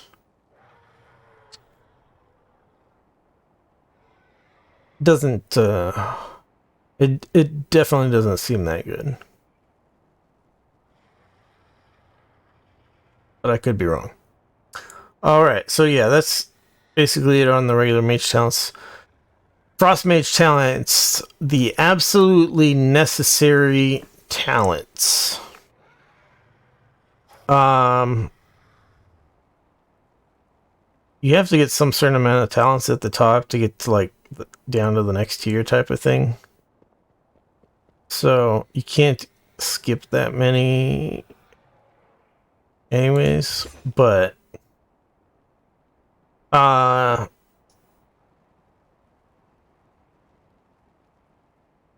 ones I think are necessary, well, to get to the very outside edge type of stuff, specifically, well, you sort of have to go down to at least here and to here. Well, you'd never want to skip Flurry anyways. It's too important in your rotation for single target damage.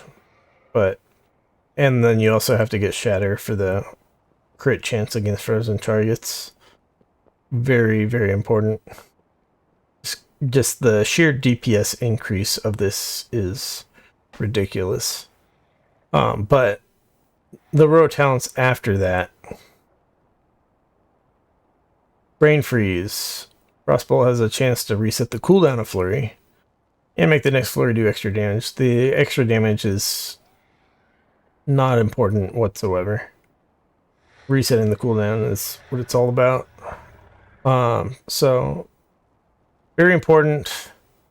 Everlasting Frost. Frozen Orb deals 30% extra damage and its duration is increased by 2 seconds. Very important for AoE damage. Absolutely 100% necessary for dungeons. Cold Snap. You have to go Cold Snap to get into this center wheel here to get Icy Veins down here. I have tried making a build where you don't get Icy Veins, and specifically because you need Icy Veins for the extra rune of power, it's just definitely not viable to try to skip Icy Veins. Like you can make a build where you don't get Icy Veins, but it's just terrible. So because of that, you have to get Cold Snap, and you have to go down one of the sides of this middle ring here to get the Icy Veins. So we'll be done talking about that for a minute. Now,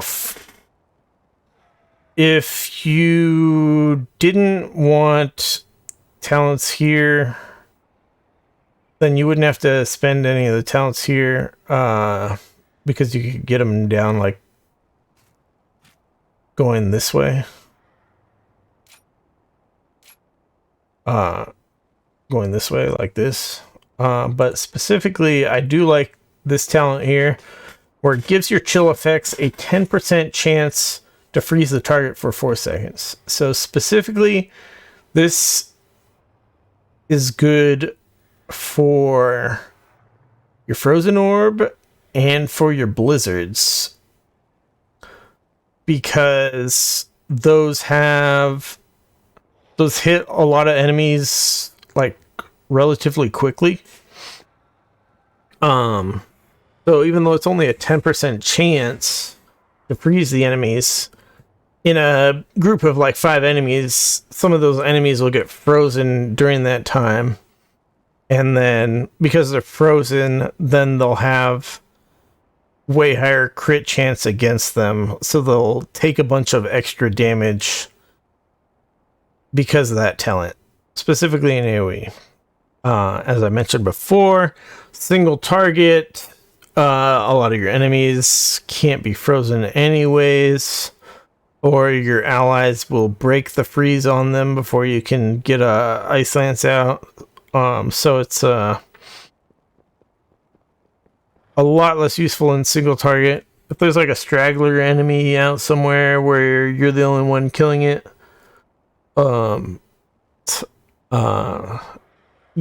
like your frost bolts will sometimes trigger this freeze. But overall, you don't rely on this at all. It's just some amount of extra damage in AoE.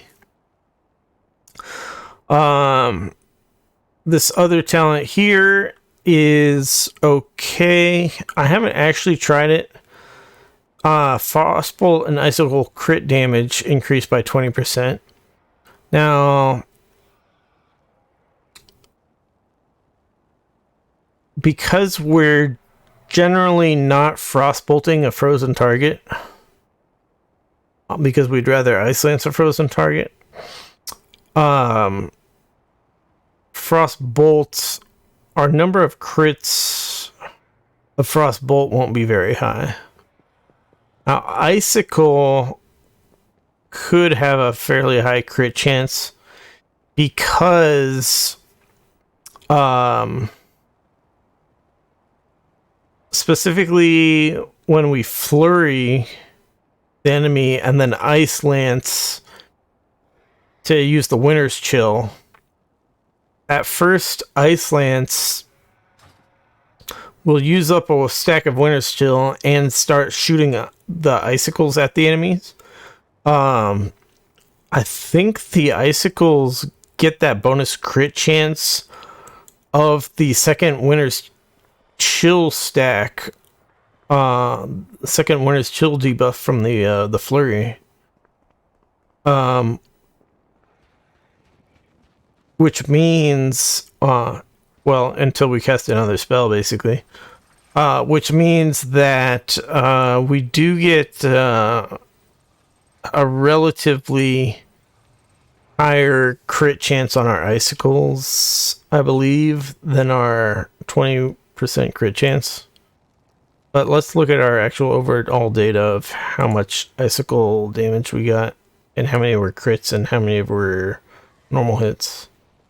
So we have 52% crits, and then 47%. Oh, sorry, 52% normal hits, 47% crits. So yeah, a pretty good percentage of our icicles are critting. So basically, if we were to say half of our icicle damage, half of our icicles, but the actual total damage of that is how much?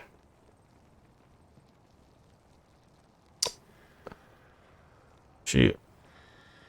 This thing doesn't specifically tell me that information, so I'd have to actually calculate it. Well, if there's the same number of normal hits and crits, but the crits do twice as much damage, then basically 2/3 of our icicle damage is crits. So 2/3 of our icicle damage is 8% of our total damage, which means if that was increased by 20%, then that's a 1.6% damage increase plus our frostbolt crits. Frostbolts had a 32% chance to crit. Yeah. We're looking at something like a 2% overall damage increase from that. Now the numbers are going to be different, of course, on a boss fight. So we're doing more frostbolts in a boss fight, or I should say a boss fight has a larger percentage of our damage being used by frostbolts and by icicles. So this gives you more in single target damage than in overall dungeon damage. So it's definitely not a bad talent. I decided not to get it because we are pretty tight on the talents. So we'll look at all the talents for why we're tight. But yeah, definitely something you could get. Whenever you attempt to chill a target, gain bone chilling, increasing spell damage you deal by 0.5% for 8 seconds, stacking up to 10 times. So obviously this stacks up to 5% increased spell damage as long as you are consistently throwing out spells that attempt to chill enemies. So Blizzard and Frozen Orb just kind of max this out really quickly. Otherwise, your flurry, I'm pretty sure slows targets. Yeah, by 80% for flurry. Your frostbolts slow enemies. Ray of Frost slows enemies, so you have very high uptime of 5% increased spell damage with this talent. So that's why it's really good. And which is also, of course, why you need to spend a talent here or here to get to it. So yeah, if you wanted better single target damage, you definitely get Piercing Cold, whereas I have Frostbite, which is, like I said, just sort of passively will give you better damage from your frozen orbs and blizzards. I don't know exactly how much, so maybe Piercing Cold is better. I'm not really sure. Let's see. Ice Collar. This is the one that you have to get for Blizzard to reduce the cooldown of Frozen Orb. Absolutely necessary talent in dungeons, because you're going to use Frozen Orb and then Blizzard. Single target raid boss fights, you probably wouldn't get this talent, but yeah. It's really good. Let's see. Lonely Winter, Frostbolt, Ice Lance, and Flurry deal 25% increased damage compared to Summon Water Elemental. I don't know if you get Water Elemental these days, maybe in PvP, but I never liked it in the first place. I always went Lonely Winter back in the day. So yeah, I'd rather I do more damage and not have to manage a pet. So, yeah. Let's see. Flurry has 2 charges. Very important. Obviously, like I said earlier, either of the talents to get to Comet Storm suck. So, if you were to get these talents instead of this talent, then you could actually skip the Flurry has 2 charges, but the problem is Brain Freeze. When you have it's better to have 2 charges of Flurry, primarily because of Brain Freeze, your Frostbolt resetting a cooldown on it. You essentially get more value out of Brain Freeze by having 2 charges of Flurry. But also it's just really nice at the start of any fight to have 2 charges of Flurry instead of only 1 charge of Flurry. It's like just ridiculous quality of life there. So you gotta get that. Like I keep saying, I already talked about this, is you gotta get one of these talents to get Comet Storm, which does very worthwhile amount of your damage. So yeah, I don't like Frostbolt dealing extra damage to frozen targets very much. It's possible, like I say, it's possible it works out that it actually is better than Ice Lance against frozen targets if you get this, but I don't know. I'm not convinced. Like, you go here, you say, okay, Frostbolt does 40% extra damage to frozen targets. My Frostbolt does 5k damage. 40% extra damage to frozen targets is 2/5, so it'd be doing 7k damage to frozen targets, whereas Ice Lance deals triple damage to frozen targets, which is 2.8k times 3.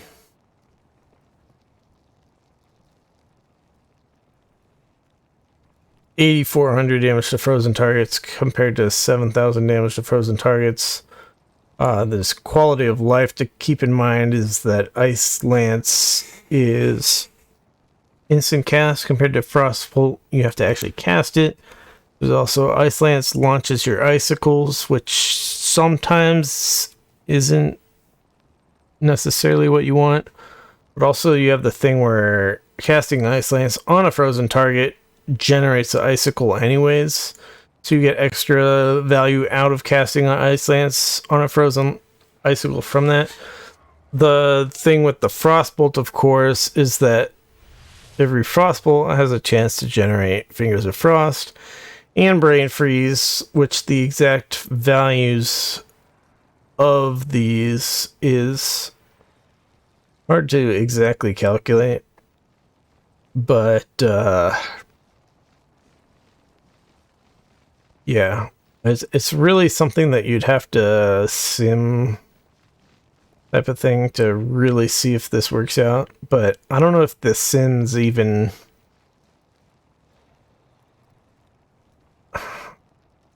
try to cast Frostbolt on frozen targets type of thing, or maybe the sims doesn't even consider frozen targets properly. So it's, I don't know. I have no idea if this talent works out to be decent or not.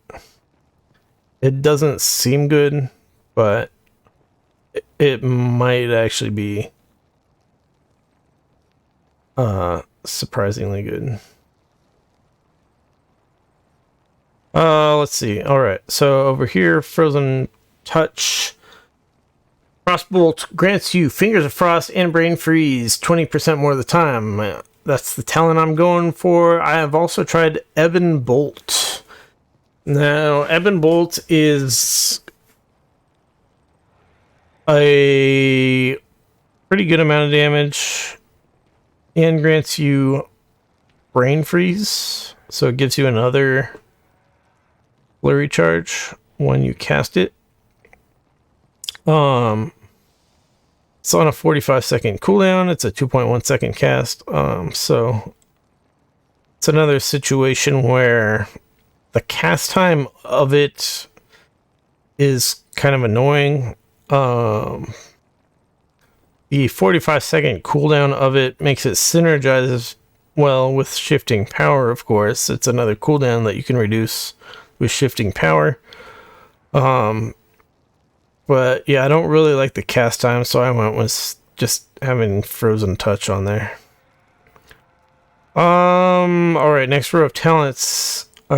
Continuing with that row of talents. You have to either get Blizzard as a chance to increase the damage of Cone of Cold, or increases Frostbolt damage, and Fingers of Frost empowered Ice Lances deal 20% increased damage to frozen targets. Now, the general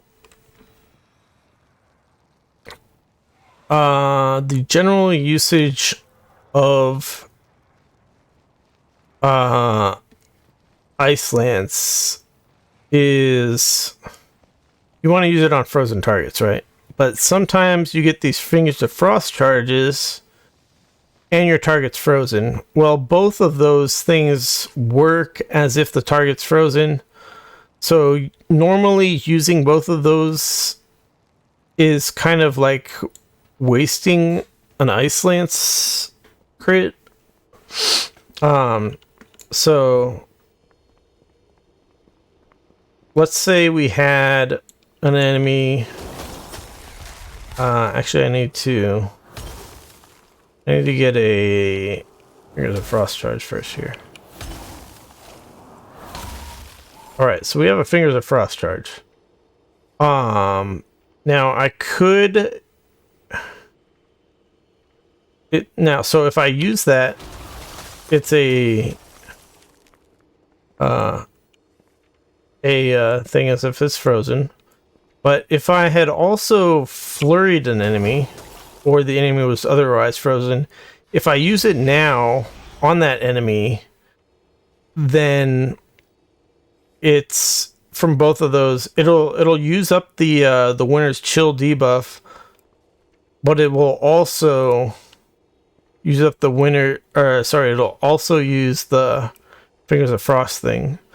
So instead of getting 2 Ice Lance crits from both those separate things, they both like get wasted on the single Ice Lance. But with this talent, in that situation, then those Ice Lances do increase damage. So it's kind of like less wasteful in those situations. But you should try to avoid those situations sometimes if you can. So for example, let's get another Fingers of Frost. So if I had a Fingers of Frost and I flurry for the Winter's Chill, and I'm like, oh, I don't want to waste that, then you might switch to a different target to use the Fingers of Frost, and then go back to the other target to shoot more Ice Lances to use up your Winter's Chill. So instead of only 2 Ice Lances hitting as frozen targets, we got all 3 of them hitting as frozen targets. If you were paying attention there, the Winter's Chill actually expired before I cast those last 2 Ice Lances, but the idea was there. It was just because I was talking so much, explaining it all. The Winter's Chill debuff only lasts several seconds. So the Ray of Frost actually uses up most of it. So if we use it like here, at the very start of it, you don't really even have time for a second Ice Lance to use up the whole thing. That would change, of course, if you had more haste. With more haste, your Ray of Frost is faster, and your global cooldown from your instant cast spells is a little faster. So you could potentially get both of the get use out of both of the Winter's Chill debuffs in addition to the full Ray of Frost. Sometimes what I do is I do the flurry, and then I do Ice Lance, and then I do the Ray of Frost after the Ice Lance. And what that also does is that lets you get all your icicles out in the Winter's Chill debuff instead of at the very end when it's expiring.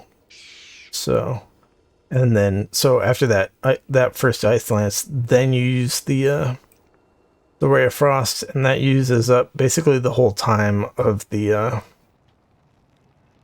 Winter's Chill, even though the Ray of Frost doesn't actually consume the Winter's Chill.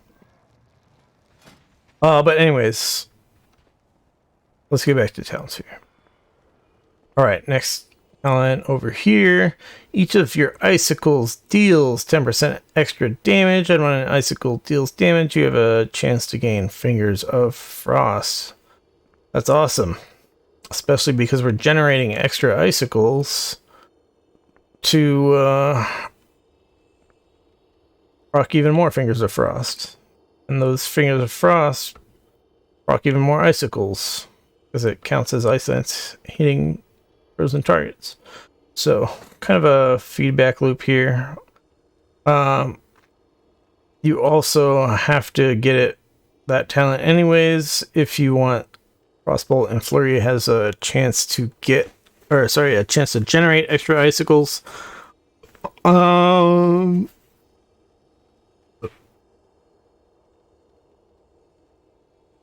This talent isn't very good technically. But the problem is this one isn't that good either. Your frost spells deal extra damage to targets that are rooted and frozen. So that does not work only with Winter's Chill. They have to be like actually rooted, which generally means Frost Nova. So this would be great in PvP, for example. When you're actually rooting / freezing enemies with Frost Nova and with the Cone of Cold and with Ice Nova. But PvE, this talent's definitely not too good. Although, to be honest, it probably would make sense to get in combination with this Frostbite talent up here. So it might actually be better if I took those points out and put them there. With the way my build kind of is. But I've been thinking I probably want to go more the single target route anyways. So it's kind of up to you where you want your damage to come from. How did this actually go? Yeah, like that. So, yeah. Something to consider.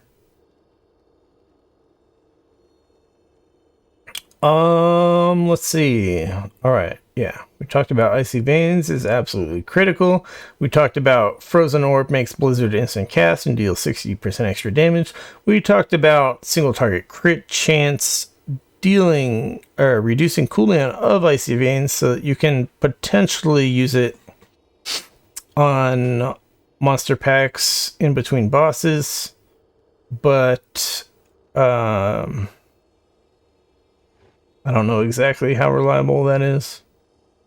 We talked about Ray of Frost and specifically getting maximum value out of it by using it with the Winter's Chill debuff caused by Flurry.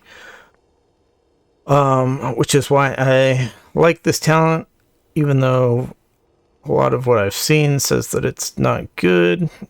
We like Splitting Ice because it gives you a lot of extra Ice Lance and Icicle damage in the dungeon, and it works with the Ebon Bolt, if you were to get that, and the Glacial Spike if you were to get that, but I don't get those. But it's still the sheer DPS increase in your dungeon from this talent is very good. And then we get casting Ice Lance on frozen targets generates an icicle. Because like pretty much every time we are casting Ice Lance, it's on a frozen target, so it generates lots of icicles, and it's great.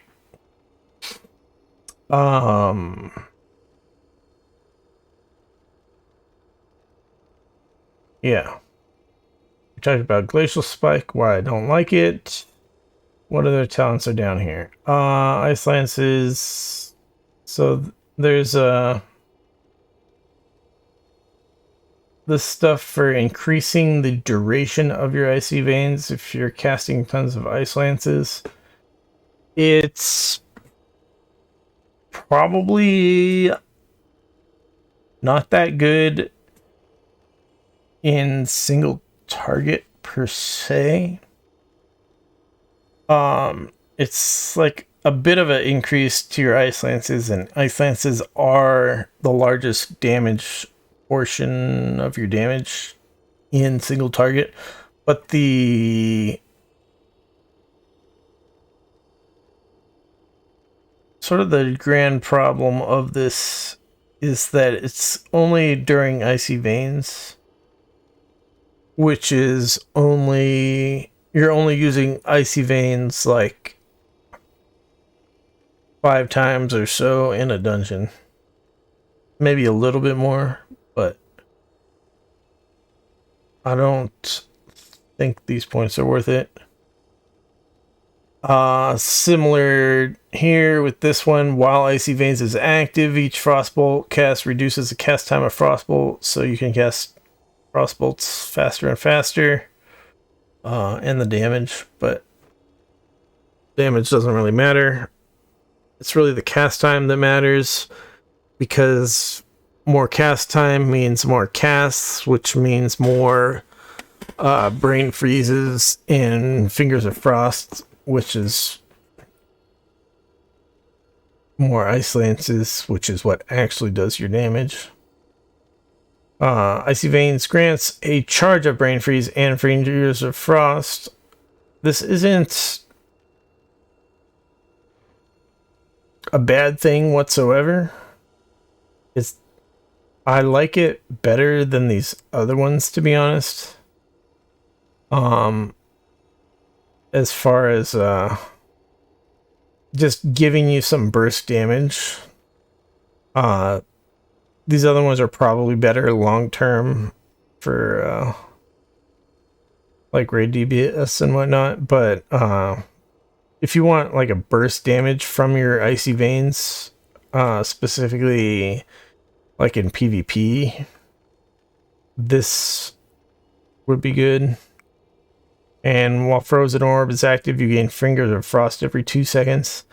This is also good because Frozen Orb normally gives you a bunch of charges of Fingers of Frost if there's lots of targets that it's hitting.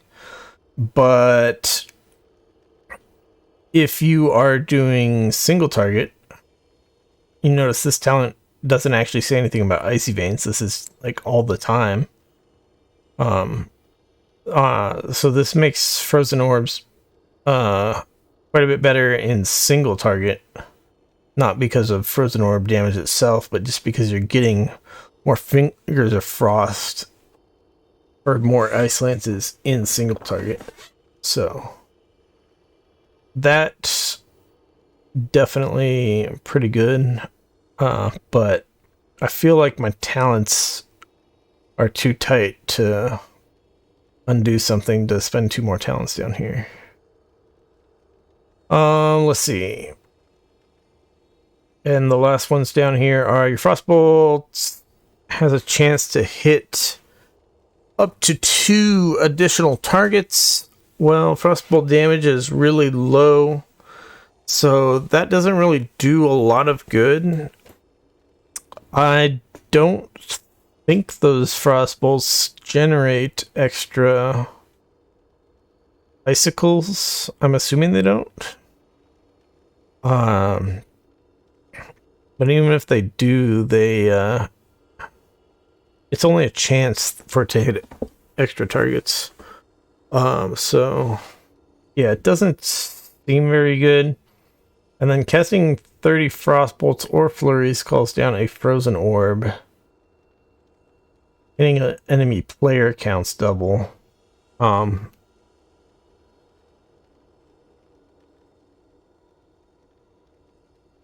a lot. And in PvP, 15 is a lot. So how many Frostbolts and Flurries did I use in that whole dungeon? I think it was something like 60 Flurries and 90 Frostbolts or something like that. So we're talking about, like, in that whole dungeon, like 5 Frozen Orbs. And these types of things often will not happen at convenient times where they're going to do lots of damage. Like the Mage has a similar talent where it's like it'll call down a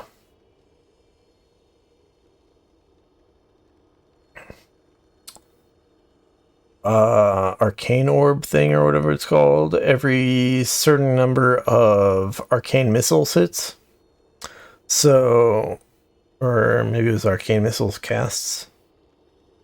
So yeah, these are probably bad talents. I haven't tried them, but they're probably bad. But yeah, overall, there's just so many required talents that I don't think you can really justify going down here. Specifically for dungeons. when you need the AoE of Comet Storm. If you didn't need Comet Storm, then yeah, you could definitely go down here.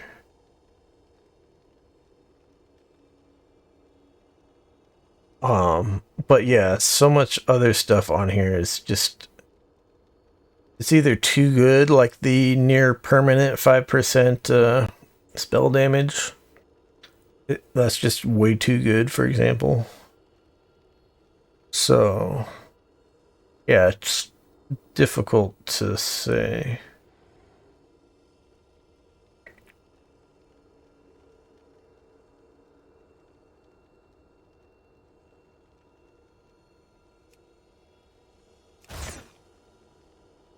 I'm gonna change my build, like I mentioned earlier, to just use that talent point instead. But anyways, yeah, that's all the fucking talents, and I did not want this to be a really long video, and it turned out to be a exceptionally long video, just like the last video. So that really sucks, because now it's super late, and I've been trying to not be up super late for super degen hours and stuff. But yeah, anyways, that's the Frost Mage. As I mentioned at the beginning, it's one of the worst casters currently, or sorry, one of the worst specs in the game. It is among other really bad casters competing for the bottom spot. The other bad casters that are like similarly bad are the Destruction Warlock, which from the charts I've seen is probably the worst class in the game, or worst spec in the game right now. Just because it lags behind currently on damage meters. But so does the Frost Mage. So does the Fire Mage, and the Elemental, sorry, not the Elemental, the Affliction Warlock is also really far down there. And what else? The Survival Hunter's really far down there. That's pretty much it as far as the super bottom tier specs go right now. But yeah, Frost Mage does decent on the single target and the two target situations. Well, I should say it is, you could probably call it good single target damage and good two target damage. And then the AoE, like I said, it's good AoE if there's 5 or more targets, which aren't gonna die super fast. It's not good for like when there's a bunch of little non-elite monsters that die super quick, because then they die before you get enough cooldown reduction of your frozen orb. So yeah, there's lots of situations. Or also what happens is you throw out your frozen orb and your blizzard, and either the camera angle is bad, so you actually miss the blizzard, like it doesn't hit a lot of the enemies, or what happens is your tank moves the enemies out of your blizzard so that you don't get all the cooldown reduction you need on the frozen orb, and it's extremely frustrating when that happens. So the Frost Mage AoE can be really good, and it can be sustained really well if there's 5 targets that five or more targets, which are going to live long enough that you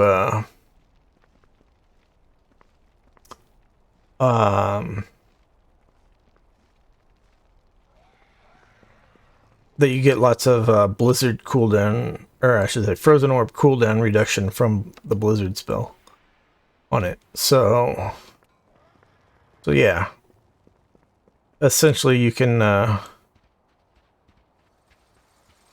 chuck out tons of frozen orbs as long as there's lots of enemies to keep getting hit by them and your blizzards.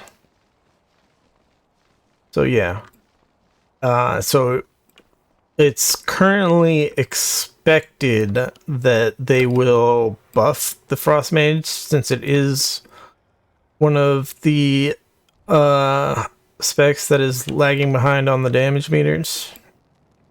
It doesn't seem like it needs it quite as much as the Destruction Warlock, but it definitely, I think we're going to see at least a 5% buff on the Frost Mage.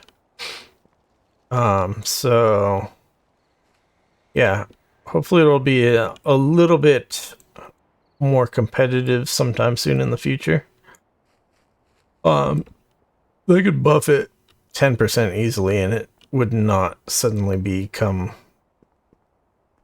amazing. It would probably still be behind Arcane Mage if they buffed Frost Mage damage by 10%.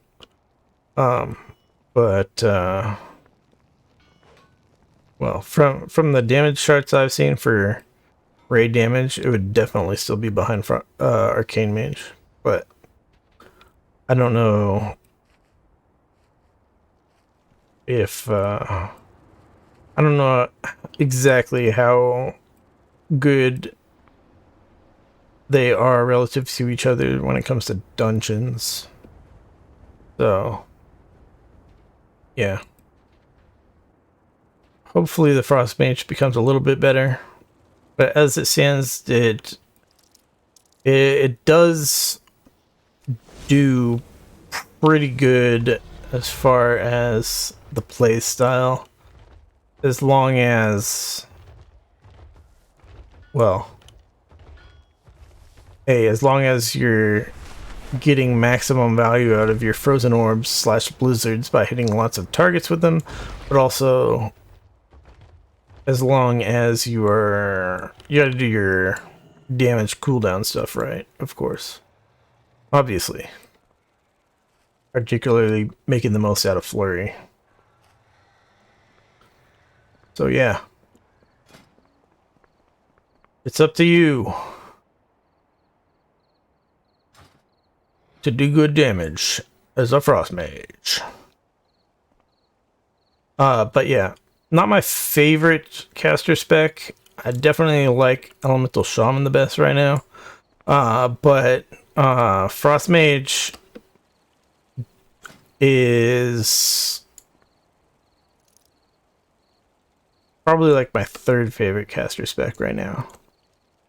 I think my second favorite, well, the thing is, I want to say the second favorite is Destruction Warlock, because I am going to make a video on the Destruction Warlock very soon, and hopefully it'll get buffed so that it won't be as terrible as it is right now.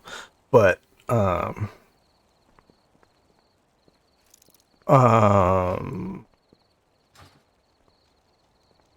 but the thing is, I haven't actually played Arcane Mage and Demonology Warlock since Dragonflight pre-patch. So maybe I'm just forgetting how much fun those are to play. I'm not really sure. But yeah. Let me put it this way. Frost Mage has been growing on me recently. Part of it's from the buck from like 3 weeks ago. Because it was It was even worse back then, obviously. And it's still one of the worst specs in the game. But I do like certain things about it, for sure. Just definitely got some issues where sometimes it's things don't work out well, particularly with the frozen orb and the blizzard. If you're in a dungeon where you're constantly pulling only 3 monsters at a time, then it feels really bad to use your frozen orb and blizzards. Because then your blizzards only give like half the cooldown reduction. So feels great. Frost Mage feels great if things line up with how the Frost Mage does damage, but otherwise it feels really bad.